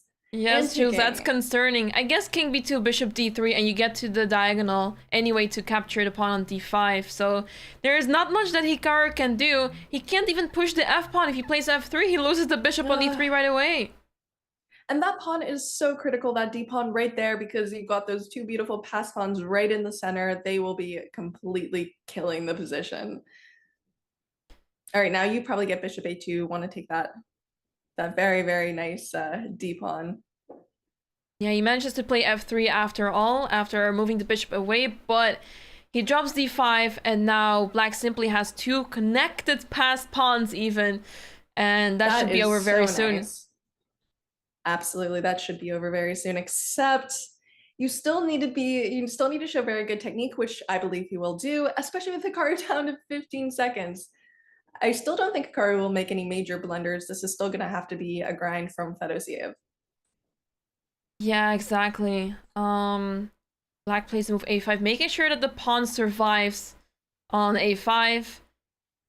You still have rook a4, fortunately for Fedosiev. and there's no king b3 to attack the rook. King b6, that's another possibility, but I guess king d3 remains some sort of threat, where the king is attacking the rook. But okay, the players are moving really fast now. And well, they have to because he's down to 9 seconds, and you still see he's not making any huge blunders. It's just Fedosiev's taking advantage of the position, making small moves ahead, improving his position. But it's really crazy how accurately Hikaru can play with so little time on his clock. Yeah, true. And Fedosiev is also just taking his time, as you said. I mean, he knows he's winning. He's not in a rush. And in these type of positions, if you overextend, you may run into a position where there's a fortress. Suddenly you can't move forward, and all that's left is repetition. That would be a very, very tough thing for Fedosiev, who already was in a position like that before. So you really don't want to allow that. So do we want to trade here? I think first d4 check and then see where the opponent will move. But now we have to move the rook. And he does trade the rooks off the board. I guess because the pawns are advanced already so much, and you can now play on the light square, so the king moves forward. And then the king will be able to support the pawns. So things are looking very good here for Fedosiev, and he should be able to convert this pretty easily. Yeah, with 5 seconds, 4 seconds on the clock, but still Hikaru's not giving up. He's saying it is not over till it's over. So we're still seeing him fight it out, but this is very good technique by Fedosiev. Don't play c3. I know it's very tempting, but you can't play c3. It is tempting. Once that bishop captures those two pawns in the, over there, the c and d pawns, it is a theoretical draw because the pawn and the bishop, the pawn promotion square is not the same as a light squared bishop of black. And I had that happen in a classical game. Oh, yeah. No. Yes, I understand, but that is not what happens in Fedosiev won, and that means Hikaru Nakamura is knocked down to the loser's bracket. What a match. And we have to remember that Fedosiev won the last 2 games. So he was down in the very first game. He lost after he was completely winning, but he came back. While he was down a full point against none other than Hikaru. So imagine the games that he played. He showed so much class, and he just took down Hikaru in such great fashion. So he deservingly moves forward in the winner's bracket. But indeed, Hikaru goes down, and we will see him. Maybe he'll come back in the loser's bracket. Maybe, and that will be really interesting. I think we will see that tomorrow, if I am correct. But that was a very well played game and a huge upset as well. And that means we have just 1 game left in our winner's bracket quarterfinals, which is Aronian against Musard in this pawn endgame. And this is the exact same position where whoever wins takes it home. If it's a draw, they go into Armageddon. Yeah, so this rook end games, we've seen so many rook end games today. In this one, very famous there for rook end games. Yep. Every single game. This one is tricky, I guess, because there's a passed c pawn, and white's pawns are quite scattered, but it's unclear if black can really do so much damage because the king on e2 is quite close to the c pawn, so I don't think black is able to do that much damage, but you never know. The time is ticking, and Levon is down to a minute on the clock, so anything can happen here. If I were to try to make a try as a black here, I would probably want to get my rook to maybe somewhere like b3 and try to move my king in behind the pawn, maybe up to b4. Otherwise, I'm just afraid my king will keep getting checked into oblivion. How else do you make progress? Yeah, not easy. I think you have to involve the king indeed. Rook c6 is a nice move to make sure that the pawn g6 is safe, and at the same time you keep an eye on your pawn on c4. So this king on e5 needs to start moving. I think this is why Levon has been spending so much time in this position, and yeah, it's really difficult to see how you can completely stop this king. Black plays f4. Wow. F4. Hmm. I guess because really that e-pawn is also doing a lot of damage as well, because you really can't move your king into d4 which is where it wants to go right now. But do you have enough time for this? Well, we will see. But Levant Aronian's down to 20 seconds, 19 Ooh. seconds. This is going to be a really tough one. He's going to have to defend this position down so much time. Can he do it? He is known for his amazing end games, but this is still very difficult. He may think that he is slightly worse here, because if white captures a pawn f4, king takes f4, those pawns on the king side are very vulnerable, and you still have this passed pawn on c4 all the way there. So Jules is trying to play on two flanks on the board here, and he keeps that pawn on e3. Now e takes f4 seems to be a good move, but with rook b2 check, the king has to go back on the first rank. This is looking tricky. Ooh, h5, what a move. Yeah, and it's much harder to promote those rook pawns there, those pawns on the A and H file, as I've also learned. Very good. But yeah, you have to really have good technique. So he's thinking, making sure this is not some sort of theoretical draw, which no promises there, but still Levant Aronian's under 9 seconds. So as long as he can make it complicated, he might be able to take home the win. Yeah, h5 is such a good move because g takes h5, and on the next move you get to play rook h3, and you can pick up the pawn again on h5. And since this white king on d1 is so close to the pawn on c4, it is impossible for black to create winning chances over there. Right, because you pick up that pawn. If king takes f4, then you have to move rook h4 check. You move your king, then you pick up the pawn. If you try to block, you can trade, and then the king's in time to take that c pawn, and it will be a draw as well. Look, yeah, I think we might see that on the board. Yeah, rook h3, what to do now? You can't defend the pawn h5. You need to push the c pawn, but you can only go so far. And now he's down on time too. This is most likely going to be a draw. Yep. King d4, he's trying to find some winning chances somewhere, but this should be, well, not so easy to defend because rook g1 check, the king has to get out of there. But he only has 9 seconds. Do not flag Musard. I hope he's watching his time because he only has 5 seconds, 4 seconds. He has 2 seconds increment. You have to move! Oh, King b4. That was very, very, very close. He knows his time at least, but this is not easy by any means whatsoever. Okay, rook f2. Very simple move. Rook f2. Wants to pick up the pawn.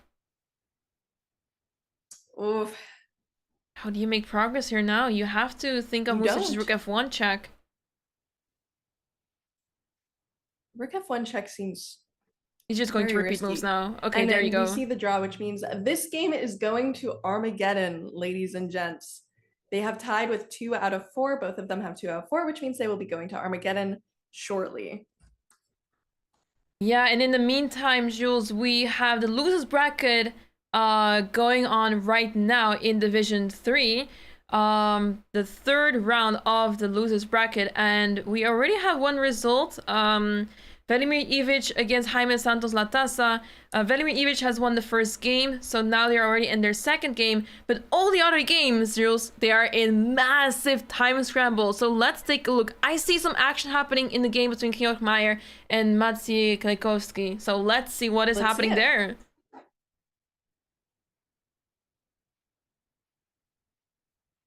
All right.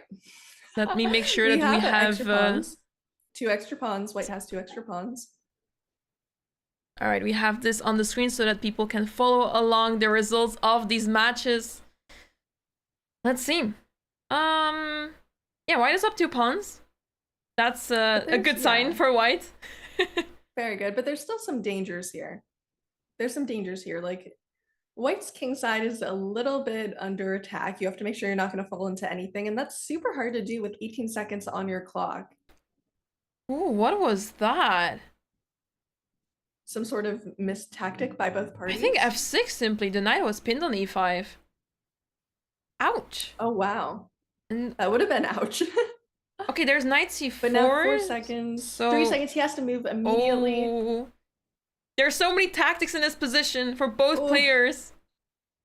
3 seconds on his clock. How are you going to defend? The knight on d1 is stuck. Rook d8 check incoming. And we see it. We see that trade-off. Ooh, knight g5 check now. Scooching. Queen c7 pinning the knight on c3. But that is brutal. Knight d4. Ah! Okay, the knight is getting free. This is just very, very nice technique. When you have so little time, even 7 seconds to 19 seconds makes such a difference here. How exactly do you defend everything in your Drops the position? pawn on e4, but didn't take it. Knight e2 was played instead. Now knight d7, and it's almost lights out. Oh, I want to say queen f8 check, but that was covered by the queen on b4. Oh, and this is oh. Moving It's the knight so back difficult. Checkmate on the board. Wow, he had to play the move queen d4 to cover that h8 square. That was, I think, the only move. How can you play that? Yeah, that's so rough. And it's such an unusual pattern, too. Yeah, someone said in chat, can't remember having won a time scramble and then turning over the board. It's so true. You really have to keep your cool and try to see all of these defenses, try to see counterplay. Even for the masters, as we've seen, it is not easy. Indeed, and now we have one more game in a massive time scramble, the game between Makarian and Sindarov. Another rook end game, and this one seems also quite draw. It's really hard to see how either side can really make big progress, but the king on h3 is a bit weak there, so you have to be careful with white. Yeah, that king is being oppositioned out of anything really there. Oh, guess what, Jules? In Denis Lazovic and Adam Hakobian, they drew their second game by playing the Berlin. They repeated moves in the Berlin, absolutely, and they are going to Armageddon right away. There we go. We see it. Amazing. That is always so funny whenever they just play the Berlin and they're like, yeah, what have you got? What you gonna do? I guess that is why you don't play the Roy in these kinds of situations, but it's hard not to. Yeah, it's surprising that both players were okay going to the Armageddon. It's quite unusual to see. And thank you so much to Cameron Heidi for the raid. Thanks so much, Cameron. Hope the stream went well. Welcome everyone to the CrunchLabs Masters. We are commentating on Division 2 and 3, and right now we have the losers bracket of Division 3, and things are getting very exciting here. This is a theoretical drawn endgame. With the rook on the 3rd rank, and yeah, that should be an easy draw. Let's see, if we want to go back to the losers bracket, it's kind of a weird position in the George Meyer game. Let's take a look. Ooh, f5 just played. Wow. Where did the e-pawn go of black, I wonder? Great question. I guess some e takes f4 happened or something. Yeah, f4. Right. And this looks like, well, first off, white is very uncastled, so that's probably going to happen soon. Hopefully for white. Yep. But also, I don't know. I don't know how I feel about this bishop on b7. I think it could be very, very strong in the near future. There's a lot of weaknesses for white, it seems like right now. And it's just out of the opening. We're only on move 12, Anna. Yeah, this is a very unusual position. Knight goes to a5 to target that weak pawn on c4, but at the same time, white has so much control in the center.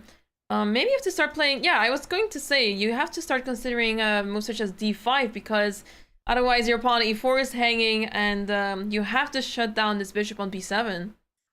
It's hard to make those pushes, though, when you're still uncastled.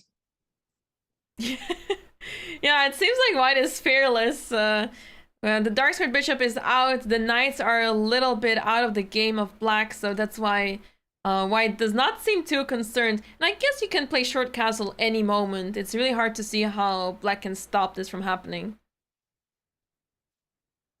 Yeah, I mean, it seems like a way to defend your bishop right now, which needs defending. Yep. Yeah, indeed. But yeah, You're still losing a pawn. I was thinking maybe I want to take on g6 instead, but instead Mathieu goes for short castle and defends the bishop on f4, but that does mean that white is losing the pair of bishops. Perhaps this bishop on e4 is much stronger because it is eyeing on that pawn on h7 for potential attacks. That is true. And it just takes one move to create some sort of counterplay, which currently he really needs. Because yeah, especially since the match score is unbalanced right now, right? White needs a win. A draw will not be good enough right now. Yeah. So which is hard to see here. Yeah. It's not so easy. I guess Kirchmeier is in a really good spot. The pawns of white are extremely weak, especially the pawns on the c file. What do you do about that pawn structure? Black has long-term chances here, and especially with the draw odds, Black should be in a very comfortable position. Yeah, absolutely. And I think we see perhaps the Armageddon game is happening right now between Aronian and Musard, so that's something also to keep an eye on. Let's check what the bids were for that. It seems like the bid was 7.5 minutes or something like that. By yeah, Aronian. 7.5 minutes. Oh, and that's tough. Musard's gonna have to go for the win here. In against the Berlin. Uh-huh. Yeah, that's not an easy task. It's such a slap in the face whenever they play the Berlin, but maybe we'll see some new Berlin novelties being invented here. But if he was playing the Roy, then he must be okay playing the Berlin. Like that is the opening choice he's decided on. So maybe he has some ideas here. Yeah, true. He's already spending his time here, which is not a good sign, but he did not go for the very famous lines that are very drawish in the Berlin, but still you're facing those two bishops, the bishop on d6 and bishop on e6. They're very tough to face, and yeah, how do you deal against this? We'll leave that to Jules Moussard. Absolutely. we'll leave it to him, and he's thinking as well, because you really need to find some sort of push. You need to make it complicated. He's been playing so well. Actually, Jules Moussard's been playing very well this entire tournament. We'll see if it's enough. Yeah, for now he leaves the pawn b4 hanging because he's attacking the pawn on e5, and the e5 pawn has a much bigger importance, so I do not expect Levant to capture that pawn on b4 just yet, but perhaps knight e7 indeed to defend the pawn on e5. Then maybe f6 comes to mind, and then b4 will be finally hanging. There isn't a great way to defend this pawn, truly. You're kind of forced to go c3, actually. Like, you can't defend it with a piece. Right. Because there's two attackers, so... And you don't really want to do that, because look at your bishop now. Stuck on a1. Yeah. Not the greatest piece, especially because it's facing the pawn on e5 and unable to remove it from there, especially after f6, for example, if necessary by black. Absolutely. That is just a very, very tough situation to get out of. It's crazy how wrong this went for a resident Frenchman here so quickly as well. Yeah, and the time difference is also telling a lot, right? Because the time difference is only... It's less than a minute even now. So that is looking very tough for Jules. That's an interesting move. He chose to potentially sack that pawn in order to get more movement in his pieces. Yeah, but now c3 is played, so that poor bishop is locked over there even more. But perhaps in the long run it can be helpful. I mean, you want to play d4 with white, but with the weak pawn on b4, you probably have no opportunities to do that right now. It's a tough position altogether. You have to try to win with white here, but how to proceed here? None of the pawn pushes actually work. I almost want to just trade off. I know it's just not good, but I almost want to trade off that pawn immediately, since that b4 pawn's been just such a nuisance this entire time. But I like that move b5. Maybe you can eventually get in c4 as well if he lets you.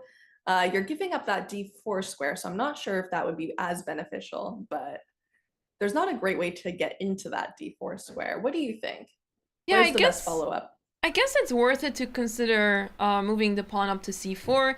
You do give up the d4 square and leave the pawn d3 behind, but at the same time, it's really hard to see how black can benefit from that, and it is worth it to open up that bishop. But maybe another move could be to play d4 instead. But Jules goes for your idea. He plays the move c4, and yeah, he's Jules just... and Jules, what can I say? Exactly, you guys are on the same line here, and it makes sense because you're putting all the pawns on light squares while you have the dark squared bishop, so this way this bishop is much stronger now.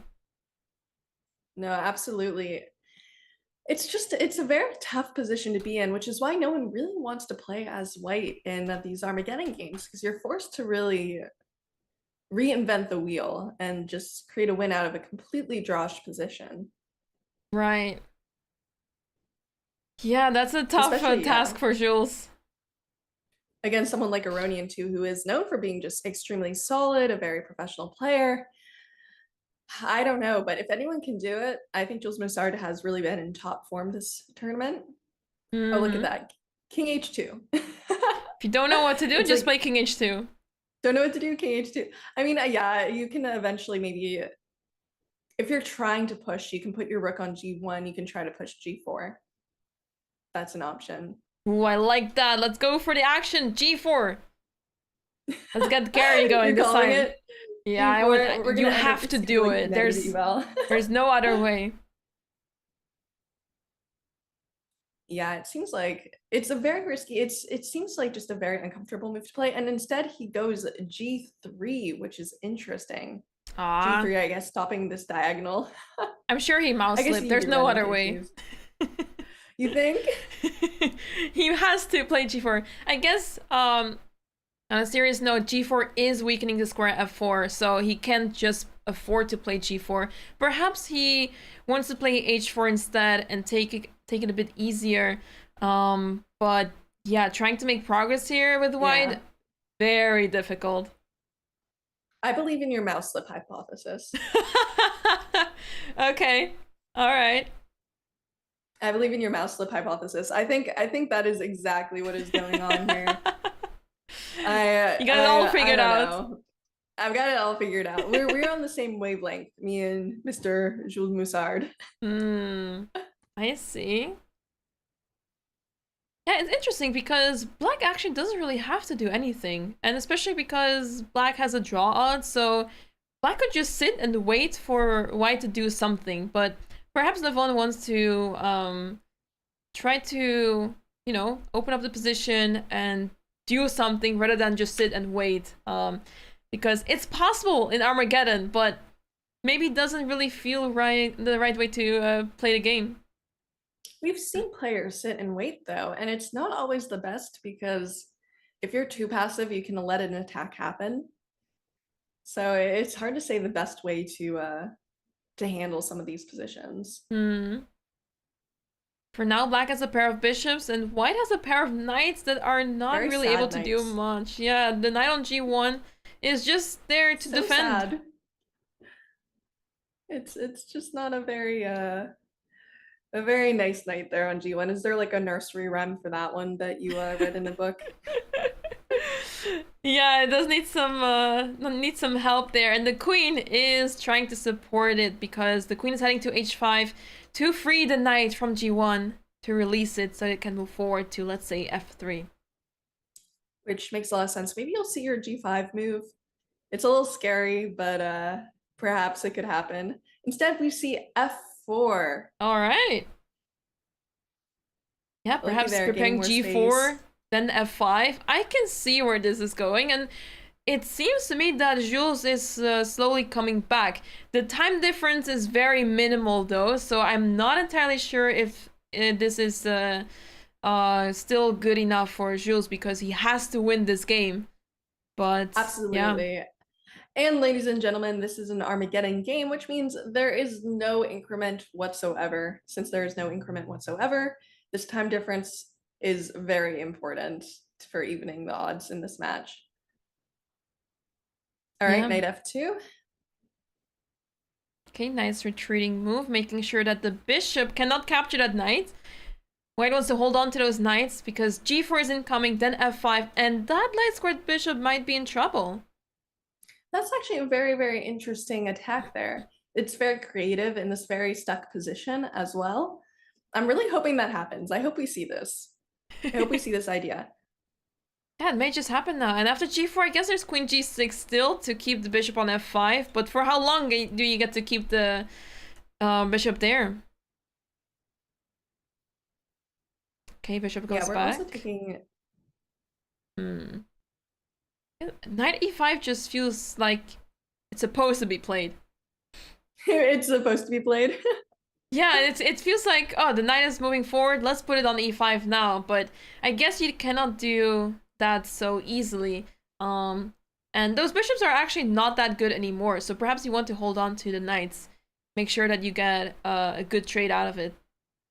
Right. In this endgame, I'm not sure. That pawn structure might be pretty nice for knights. I don't know. Although in endgames, bishops are usually the go-to. Yeah, and the queen may get stuck if the queen is not careful, because now the bishop can retreat to d7, and after queen b7, bishop c8, and we keep going. Right, but maybe you could go back to e4 and then send you right back where you came from, right? Yes, absolutely. Send you right back. He doesn't want to take a draw. He loses if he draws. So that's what Levon Aronian's saying right here. He's moving back and forth. He's like, yeah, you try to get your queen active. See what happens. You try to get your queen active. But it's just pretty impossible in this moment. Yeah, only 50-second time difference as well. This is getting very close and concerning for Jules Moussard. Levon Aronian has done a great job with his time management, but he's still lower on the clock and now in a tough position because it's very difficult to make progress. It's not easy to hold on to the position. And there we go. Queen 2 goes back, but g4 can happen any moment. Yeah, absolutely. It could happen any moment. And there's just nothing really to be done with that queen there. So you have to find a way to make progress now. That was a really funny move by Aronian, by the way. I very much enjoyed that. He was just like, I want to see what you can do, yeah? Yeah, show me what you got. Show me the cards. Try to get active. So now Jules has to try something a little bit different. He's trying to move his knight to g4, get it more active. Maybe if allowed, that knight can go to e5. I don't know. Yeah, you don't want to take on g4 just like that, because h takes g4 opens up the h file for probably a rook. Rook can go to h1, then g5, and Ooh. very concerning situation for black there. So you can't afford to just take on g4. And hello to everyone who's just tuning in. Right now, we are looking at an Armageddon game in the winners bracket of Div 2 of CrunchLab Masters. So this is Aronian versus Jules Moussard. Black has draw odds, which means he's having a fun time here. Although White has been making a surprising amount of progress in a previously very depressing position, Anna-Maja. Yeah, the way that this position just turned around is just crazy. Suddenly the two bishops went from being super strong and a promising position to this, where the knights are so much better and White is in full control here of the position, and those bishops are just pretty much useless. Absolutely. Not only are they kind of useless, but you're having g4 is going to be coming, g5. I think the whole idea we discussed earlier, this is the moment to put it into play, which he's thinking about, but you can't get too low on time. He's almost even on time. He started with a time advantage and now it's dwindling, and we see it. Anna-Maja, this is so exciting. We see g4, which we've been looking forward to. There we go, game. Finally. It's on the board. So and things are getting very intense now, especially because Levon is down to 1.5 minutes on the clock. Jules has still 2 minutes and 18 seconds on the clock. This is going to get really exciting. I'm looking forward to the massive time scramble. Yeah, and the people who are fans of knights versus bishops in the chat are very happy here, because usually the bishop pair is just absolutely OP. Like, it's absolutely what you want. But here the knights are looking much more active than they used to be on g1. True. Came all the way from g1. Not from the starting position, but much later in the game. And look at this fight that Jules Moussard is putting up. I mean, Eventually, now you can get your knight into g6, which is just a really nice square. You don't want to do it probably right away because you want to hold on to your knights. But finally, you can get your queen active without it being harassed Queen anymore, e4 which is attacking very the nice. rook. Yep. I'm getting really concerned here for Levon. His time is also getting super low. Rook 49 e2 check. seconds. Ooh. King goes back. Very solid. But look Yeah, at that he poor has bishop on counterplay. e8. Ouch. Oh, it's so sad.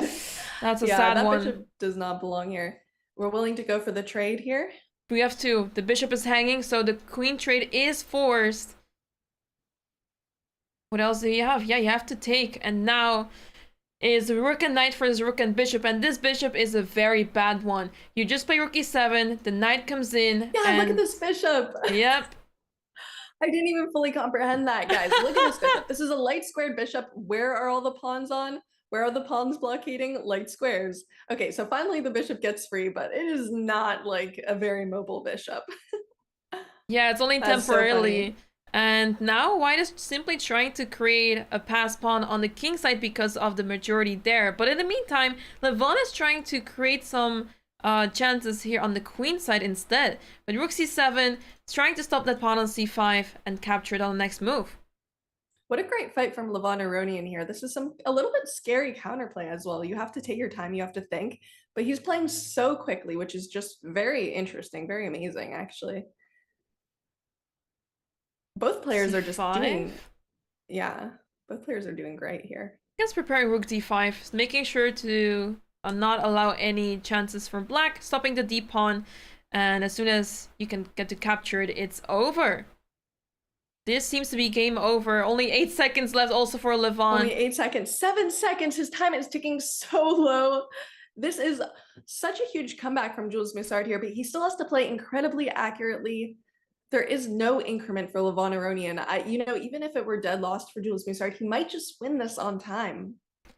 Yeah, absolutely. You can play knight e5 now, but then you drop the pawn on f5. So there's knight e5 check. Oh, but the rook on data is also hanging. And yeah, simply but it captured. doesn't quite matter because look at this. How much increment? How much time can you do? Yeah, any flags and we see it. Oops, and lost the bishop. Amazing. That means that Jules Mussard, who's just been playing extraordinarily well, will go on in the winner's bracket, whereas Levon Aronian will be sent to the loser's bracket. Such an amazing match, Anna-Maja. Absolutely. What a thriller of a match. And we have to remind the audience that Jules started with a loss as well. So perhaps starting with a loss is the way to go psychologically. You're just making your opponent feel like it's an easy fight for them, but then you come back in the final games. What a way to come back in a match. And fellow Jules moves on in the next round in the winner's bracket. So we will see Jules tomorrow again over here. And that means we have only 2 games left, if I am correct. As of now, there might be some more Armageddons, but we have 2 games left in the loser's bracket of Div 3. Do we want to take a look? Absolutely. So just to quickly update on the results, we have Georg Meijer beat Maciej Klikowski with 2-0. The match between Denis Lazovic that was quickly into Armageddon was won by Adam Hakopian. So we will see Adam in tomorrow's match as well in the loser's bracket. This means that it's over for Denis Lazovic. He has had a really tough tournament. We have seen him in better shape, but I'm sure in the next Champions Chess Tour event, we will see him back and perhaps shine again as we are used to from him. So tough tournament for him, but let's see what happens now in the other matches. I just want to quickly take a look at this match between Makarian and Sindarov because they're both low on the clock and anything can still happen here. It's an endgame with both pawns, both players having a one pawn left. Some pieces. Not only that, but it's a tied match so far. Yeah. So the winner will take it all. If it draws, they go to Armageddon. It's looking very drawish. I mean, even if you lose a piece for the pawn, let's say, we will have, let's say, the rook and bishop versus rook. And that is usually a draw, but I have seen people lose that. A lot of the strong grandmasters have managed to lose that. So it's not an easy task, especially when you're low on time. As he is very low on time, 23 seconds to a minute. They do have increment in this match because it has not gone to Armageddon yet. That is very important. Otherwise, I think it would have been decided on time alone. True. All right, time to see the theoretical endgame knowledge in action. I guess this endgame is easier to defend for black because there's no way that you can lose a pawn on e5 so easily. You can always defend it with the rook, and because of that, black's task to draw here is much easier. Don't blunder the rook, of course. There was a skewer threat with the rook on the 6th rank, but of course that is seen by Makarian. And honestly, like with this amount of time left, with increment, he will see most any threats. I would say that this one's going to end in a draw, going to Armageddon. I think so too. Let's take a look at the other game because I don't think much will happen here, but we will keep a close eye on this match, of course.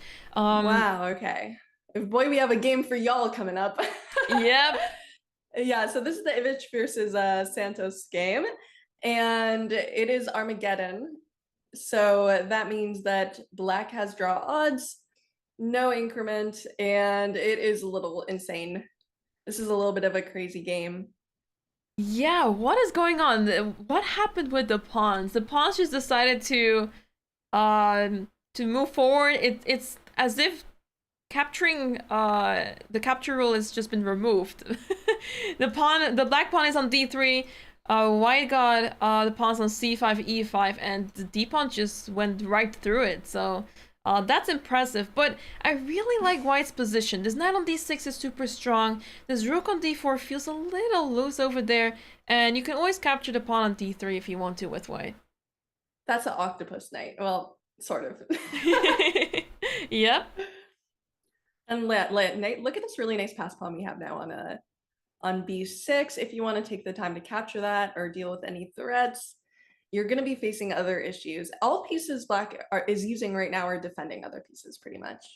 Yeah, I wonder what the idea was behind b6, because it seems to be that it's a free pawn, and Jaime Santos is also like, okay, I'll just take the pawn, show me what you got, what because you got. I don't really see it.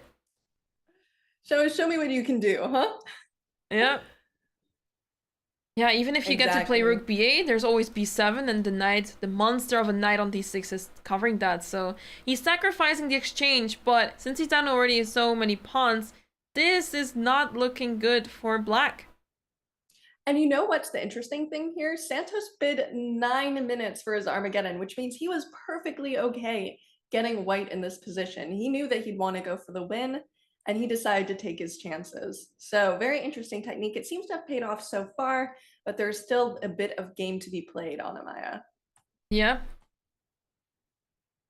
By the way, apparently Black managed to lose that one pawn in the other game between Makarian and Sindarov, so they're now in the rook and bishop versus rook endgame. I think the rook should be able to hold it, but maybe we should quickly take a look what is happening. Maybe we will see some surprise. Who knows? Yeah, some theoretical genius here. So yeah, at theoretical draws, I don't trust theoretical draws at all. If I had to hold a theoretical draw, I would be very upset. I guess the idea is you want to keep your king and your rook near your bishop. You don't want to lose that bishop, and you're just fine, but easier said than done, especially with 8 seconds. They do get increment.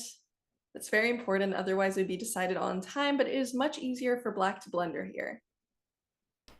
Yeah, true. So the players will keep playing until 50 moves have passed since the last capture or pawn move. So this game will go on for quite some time, but it's very exciting because of the massive time scramble. Yes, and he's just going to try to be setting all sorts of traps. You don't... Oh, this is so scary. I'm like imagining if I had to do this in an over-the-board game. Okay, so now the bishop's a little cut off, which is useful for white here, but I don't know. It seems they seem to be playing this very well. Do you predict a draw or a win? I think a What is your idea here? It seems like Sindarov is having a hard time trying to complicate matters, and Makarian is just defending really well. So as long as the king is not on the edge of the board, Black is doing completely fine. Yeah, and I mean, 50 moves will be coming up at any second because they're moving so insanely quickly. Also, you know, the time is getting less of a scramble as increment is going on. I think we may still make it to Armageddon. I think so too, Jules. Now the king is pushed to the B file, but there you go. The draw has been forced by the computer. 50 moves of no captures or pawn moves, and this match also moves on to Armageddon. That will be really interesting, and we're going to see those bids come in soon. And that will be our last game, that Armageddon game right there. So we will be paying some good attention to that. In the meantime, let's look at the previous game that we were just looking at, because it is going to be probably over pretty soon. Yeah, because White is up the exchange, has a passed pawn, has more pawns on the board than the opponent, and it's not looking good for Black at all. And also there's a time difference. Remember, this is an Armageddon game, so White is up on the clock by a lot, and it's looking very good right now.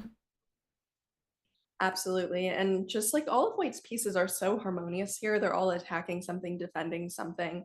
Seems like it's just one of those moments where everything's just working very well. Yep. And how exactly do you protect everything in your position here if you're playing with the black pieces? I guess the one thing you want to try is you take b6, put your knight on a4, and hope you get to take on c3, and maybe you can do some shenanigans there. But even if you manage to do all that, White just takes d3, goes back to the first rank, and that's it. That's where it ends. So yeah, you just miss you miss some pawns here with Black. If let's say if there was some pawn on c4 defending the pawn d3, then I think things would be very interesting. But now this is completely lost. The pawns are scattered over the board, and yeah, I don't have much hope for Black here. Absolutely. Also, it is an Armageddon game. It is also a game from the losers bracket D3, which means the loser of this game is going into the chess.com pit where they'll be forced to do karaoke. It's just a very horrible place to be. Don't worry about it. And the winner of this game will be moving on in the losers bracket. This is their last chance. They do not get any more chances after this game. It's very important. Yeah, in the meantime, we have been told the bits in the match between Makarian and Sindarov. Ooh. And it seems that, so Makarian went for 7 minutes with Black, and is starting with Black because Sindarov went for 7 minutes and 45 seconds. So Sindarov will have 10 minutes on the clock, starting with the white pieces, and Makarian will have to play down 3 minutes. And by the way, this match is over because Jaime Santos Latasa officially won this game. He almost checkmated his opponent, and Ivic is out because of that. And as we see, the Armageddon game will be starting soon, and that will be our last game for today. So we're really gonna put in all our vibes on that one. Let's see. I am gonna get that up if it's started yet. They really have no breaks in between this, Anna-Maja. Yeah, they true. Just have to keep playing. They have to keep going, which is good for us, I guess. But they have very little time just to prepare, take a breath, take a breather. They've been playing pretty much nonstop for 2 hours so far. So with Blitz games too, it's so one after the other. Anything can happen. It really messes with your heart rate, I think. Yeah, true. I think usually these players just want to keep going. You've probably seen that those grandmasters after a classical tournament, you see all of them just play Blitz the rest of the night. As soon as the tournament is over, they just keep playing the rest of the night, and it always amazes me how much energy they have, how much they're willing to play, because after classical tournament, I'm done. I don't want to see any chess anymore. I want to rest, take it easy, and to just have a good time. But these players keep playing Blitz the rest of the night, so I can imagine. Yeah. 24/7. No, I literally see that too. I will like go to bed at like 10 o'clock because I'm a grandmother. Like I literally go to bed so early. And then I'll wake up and they're still playing. And you'll just know they have not been taking breaks. They've been playing like all throughout the night. Yeah, this is So common I mean, what you gonna practice. do? Yeah. It maybe it gets you in the right headspace. But there is something to be said about Blitz. Is just can be a lot of fun, very relaxing in these really tough tournaments here. This is kind of like a combination of rapid and blitz, depending. Some of the Armageddons are more in blitz territory, but it's mainly rapid. I think rapid is a very difficult time control Yeah, for indeed, me, because especially. you Yeah. have a little bit more time than in Blitz, but it's a bit deceiving. It feels like you have so much time, but then when you start thinking on some of your moves, you're calculating lines, then all of a sudden you're down to 2 minutes and your opponent still has 8 minutes on the clock. So what do you do? So you have to divide your time well. And it's not easy because It really the isn't. format is just so tense.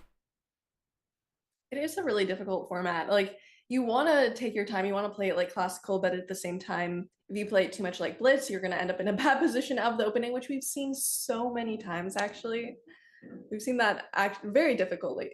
Someone in chat said rapid seems to be my best time control somehow. Blitz is too fast. Classical makes me overthink too much. Yeah, I don't know about that. I am a big fan of classical. Like I'm very slow. I think is the best way to put it. I love it as well. I mean, it's I guess it's very often that you start overthinking classical because you have so much time. It's very common and also quite relatable that it's nice to be able to spend so much time, but you may start doubting, hesitating between two moves. Oh, what about this one? Oh, but what about that one? And then True. you just can't decide. You can't make a decision. And even though both moves are pretty good, you will start going down this rabbit hole of your thoughts, and then Absolutely. And you yeah, won't that can finish be calculating out a detrimental. line too. Hmm. Yeah. I have that issue. I will think of a line and I won't finish calculating it out to the end, and I'll just see another line and switch to that. And you can really get into this back and forth. Speaking of back and forth, we have our last Armageddon match starting right here, right now. So we will switch to that right now, and that will be our last match of the day. So we know they're gonna create something very good for us because we are seeing a Sicilian on the board. Yep. Sindarov with 10 minutes on the clock and Makarian with 7, so he has to hurry up. And in this Sicilian, I really like I faces with white pieces, and I never really like my position as much. But Bishop e7 allows the move Queen g4 immediately. This is very typical in the French, but usually white has a pawn on d4, which changes the position completely. And now white is able to put pressure on the center with c4, and yeah, c5 by black is not as strong. That is very interesting. Also, especially here, I'm just looking at some of these weaknesses on the dark squares. I mean, automatically, it's very, very tempting to get my bishop out if I am white here to somewhere like h6, except bishop f8 will be coming in shortly. So I don't know. It's still anyone's game, but this looks like it will be a very nice attacking game. I think so too. Knight goes to f3, so the bishop has another opportunity to go to h6. This screams for moves such as h5 by black. I mean, it's a very difficult move to play. You release yeah, the defense of the pawn on g6, but yeah, you need to make sure that the bishop does not go to h6 that easily. No, absolutely. You don't want to be prevented from castling as well. That's something I look at a lot. I hate that move. You see it sometimes early when it shouldn't be played even, bishop h6. And even though you know it's not technically correct, it's very hard to know how to respond because just giving up your ability to castle, even if it's engine-wise the best, is not a very easy practical decision to make. Indeed, and c4 makes so much sense, stopping the pawn push of black, and now d4 is played. It opens up the bishop on this diagonal, but what damage can it actually do? The bishop is working on its own there and needs pieces to support any sort of attack, and I don't really see much happen with the queen on d8, the bishop on e7, the knight on d7 is quite stuck there too. No, absolutely. There aren't a lot of places it can go, but this looks so good for black just a few moves ago. It's difficult to see where exactly this went wrong, although I do love the bishop on b7. I don't think I'm a little afraid to castle as black here. If I were Makarian, I'd be a little afraid to castle. And we see that move we were just discussing, bishop h6. It's really very Yep. that's very funny. We're seeing that happen. Yep, so black is definitely not castling kingside anymore for the time being, but Nope. I think the king is better off just staying on e8, but that would mean that the rook on h8 is out of the game for now.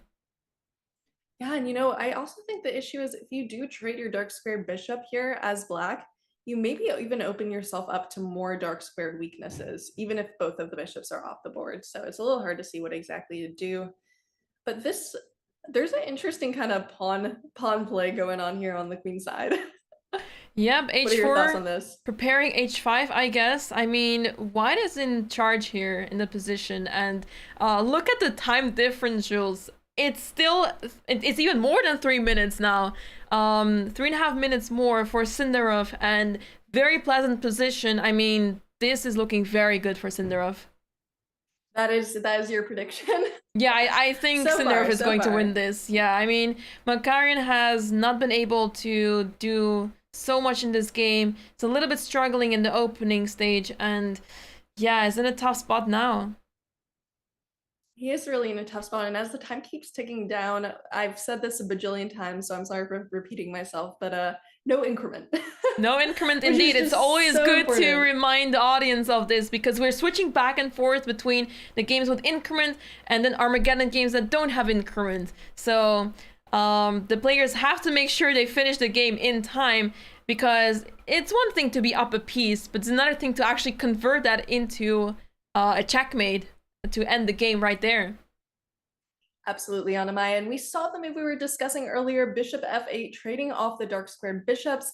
I was a little afraid in this position that it would create some more dark squared weaknesses for black as well. There are some nice squares for white in the meantime, but we will see how this shakes out now. And there is no castling in black's future on the king side anymore. Not that they would want to, particularly. Indeed, the rook takes f8 played, and yeah, the black's position just looks really sad. White can play move h5, but doesn't have to just yet. Those pawns on the king side are also looking so vulnerable. This pawn on e5 of white is so strong. It's stopping everything. Black can just not get rid of that pawn. And with that pawn on the board, black cannot do anything whatsoever. I almost want to just transport my knight into d6. You just want to move it. Yeah, just want to move it to d6 and call it a day. Yeah, that pawn is screaming outpost. Yeah, but for now it's not that easy to maneuver the knight around because you have to keep defending the pawn on e5. But Sindarov says, no, I don't care about my pawn e5. I'm moving my knight out to g5. And that's pretty interesting. Ooh, h5, attacking the queen. That's interesting because you're giving that knight a very nice place to stay, but you're also giving white a chance to defend that pawn. Yeah, I guess taking on e5 is just very risky. You don't want to open files that easily, and maybe white is more than happy to lose that pawn on e5. Yeah, it is actually very, very, very interesting what is going on here on e5, because it feels like that pawn is just begging to be taken, but at the same time, I think you're absolutely right. It's hard to make that decision. We see a queenside castle. He is done. He is tired. He does not want to be standing on that open file anymore. He did it, but now the next question is, will he survive over there on b7? Because white is ready to push pawns on the queenside. a3, b4, and no mercy at all. Absolutely no mercy. I'm also curious to see if those rooks can come vibing as well out into the wild. Yeah, queen b3, does that do anything? It's a very appealing check to play queen b3, only if black plays king c6 to then checkmate on b5. But other than that, that'd be nice. Black can only can just play knight b6, remove the king, move it back. So it doesn't do so much. You want to refrain from giving a check for now. You want to first open files. That seems, yeah, it makes a lot of sense. That b4 move, I don't know if it is a little premature, but it makes a lot of sense right now. I am also, I see it. I see the beauty of knight e4 rerouting into d6. My dream. Yeah, your My dream may absolute come dream. true soon because rook a b1 preparing the b4 pawn push, and as soon as the files are open, you can more easily focus on moves such as knight e4 to maneuver around. Yeah, it's going to be a very tough defense for Makarian, who only has about 3 minutes on the clock. With no increment, that's barely any time at all. You're going to have to leave at least, I'd say, 30 to 45 seconds just to finish the game. You know, other than that, you probably will end up flagging no matter what your position looks like. Right, so king a7 on the board, trying to step out of the rook on the b file. But yeah, I mean, the rook on a6 looks so sad. And once again, there is this time difference on the clock. Black is down to 2 minutes and 50 seconds. So yeah, Oof. not an easy position to deal with, and also lower on the clock. It is not looking good for Makarian. It really is not looking good for Makarian here, but anything can happen. This is our last game of the day, and I promise you he's going to put up a fight. But where does his counterplay come from? Not even just looking at defense, just how do you get counterplay? I guess if you can eliminate that e5 pawn, maybe you can open up something, but that white king looks so incredibly comfortable where it is right now. Yeah, for now, but with the knight on c5, at least you have this piece over there defending very well. The square b7, it has access to, let's say, the d pawn can move forward, so it's also covering d3 can be really important. So I can see some chances of a comeback for black, but sort of wishful Really? thinking, you know? Interesting. Yeah, White will have to do something really insane to lose this advantage. Yeah, I mean, we're gonna see those rooks double up very quickly. Doubled rooks are always a lot of fun, and you know, if you try to challenge those rooks, maybe you'll even get that b pawn on that file, which is actually almost equally as dangerous as the doubled rooks. So True. it looks very beneficial. I feel like Cinder has been taking a lot of time in the past few moves, unable to figure out a clear way to win the game, which makes sense because it's not very clear. You'd have to get really creative here, and yeah, as he's spending so much time, the time is getting closer to each other. That is probably one of the greatest chances that Makarian has here, is if he lets the time get too close to each other, then the game could be decided by time. But I don't think that will happen here. It's a very difficult position. Now we get our knight e4. I'm so Finally, excited. I'm finally, the so time has excited. come. This is exactly what I wanted in my life. And now the move we've all been D6. waiting for. D6. Is it gonna come? Are you gonna do it? We're like waiting. I don't even know if it's the best move, but honestly, like, He I just doesn't want do it it. anyway. No, it was so tempting because after 96, you're threatening rook b7 check as well. So that is pretty devastating. But he plays rook d1 first. Maybe he didn't want to allow any sort of knight d2. That is a possibility. Right. But yeah, he's not in a rush. And maybe he's preparing to move knight d6 very soon. Oh, there you go. He plays right it. here. Finally. That's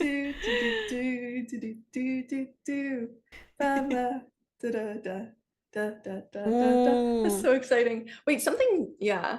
Rook sack. He sacrificed the exchange, but at what cost? He thinks that the knight on b3 is enough compensation, but White simply gobble No. some pawns over here. Queen takes g6, and the pawns on the king side are lost. That is so difficult, and you can just keep trading down pieces. It gets extraordinarily simple. Not only Yeah. that, but still look at, like, Black's king is completely out in the open. There's nothing you can really do. I mean, no matter how powerful the knight is, it's hard to defend against all these threats. Yeah, I guess black is trying to take on a3 and somehow push the a pawn, but at the same time, white has this passed h pawn and that pawn is moving fast. Absolutely, Harry. We have seen the H pawn in about 4 games so far just completely decide the game. It's like the H pawns are on fire. Yeah, absolutely. So black is still trying with king c3, but this game should be over very soon as white is looking to play queen g6, attacking the queen. Queen e2 works too because you want to put some pressure on that king on c3. You can't just allow the king to be there. Rook takes d3 is actually already winning, and he plays queen takes d3 with the same idea. He's trading down to an endgame where his h pawn is simply unstoppable. Too strong. Wow, what a finish! That knight cannot go anywhere. The And knight he's is too thinking far because he away. knows this is the critical moment. Like he has to decide if he can continue playing or has to just resign on the spot. Yeah, I mean it's either takes or resigns, so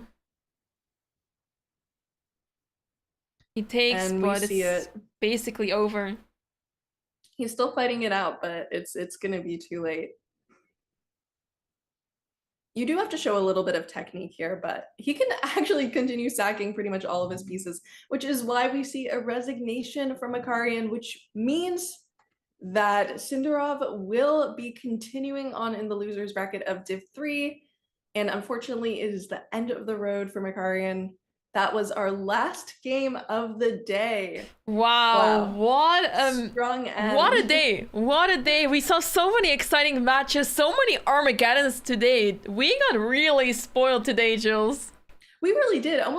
Pretty much almost every game went into Armageddon, and we still have so much action coming on tomorrow. We'll see Hikaru in the losers bracket. We will see a bunch of other Kramnik still in the losers bracket, Bida in the winners bracket. So many interesting players and interesting games coming up. I wouldn't want to miss it. Absolutely, Jules, and I'm super excited for the upcoming matches as well. It was a pleasure commentating with you once again, Jules. It's so awesome, so much fun. It's a bit shorter today as we only had one match in both divisions going on. We only had in the losers bracket 2 matches, and we know that in the losers bracket the matches are a little shorter. So today was a short day in the office, but tomorrow we'll be back with more action. Absolutely. Great commentating with you, and I will see you guys all tomorrow. Thanks for watching, guys, and see you guys tomorrow.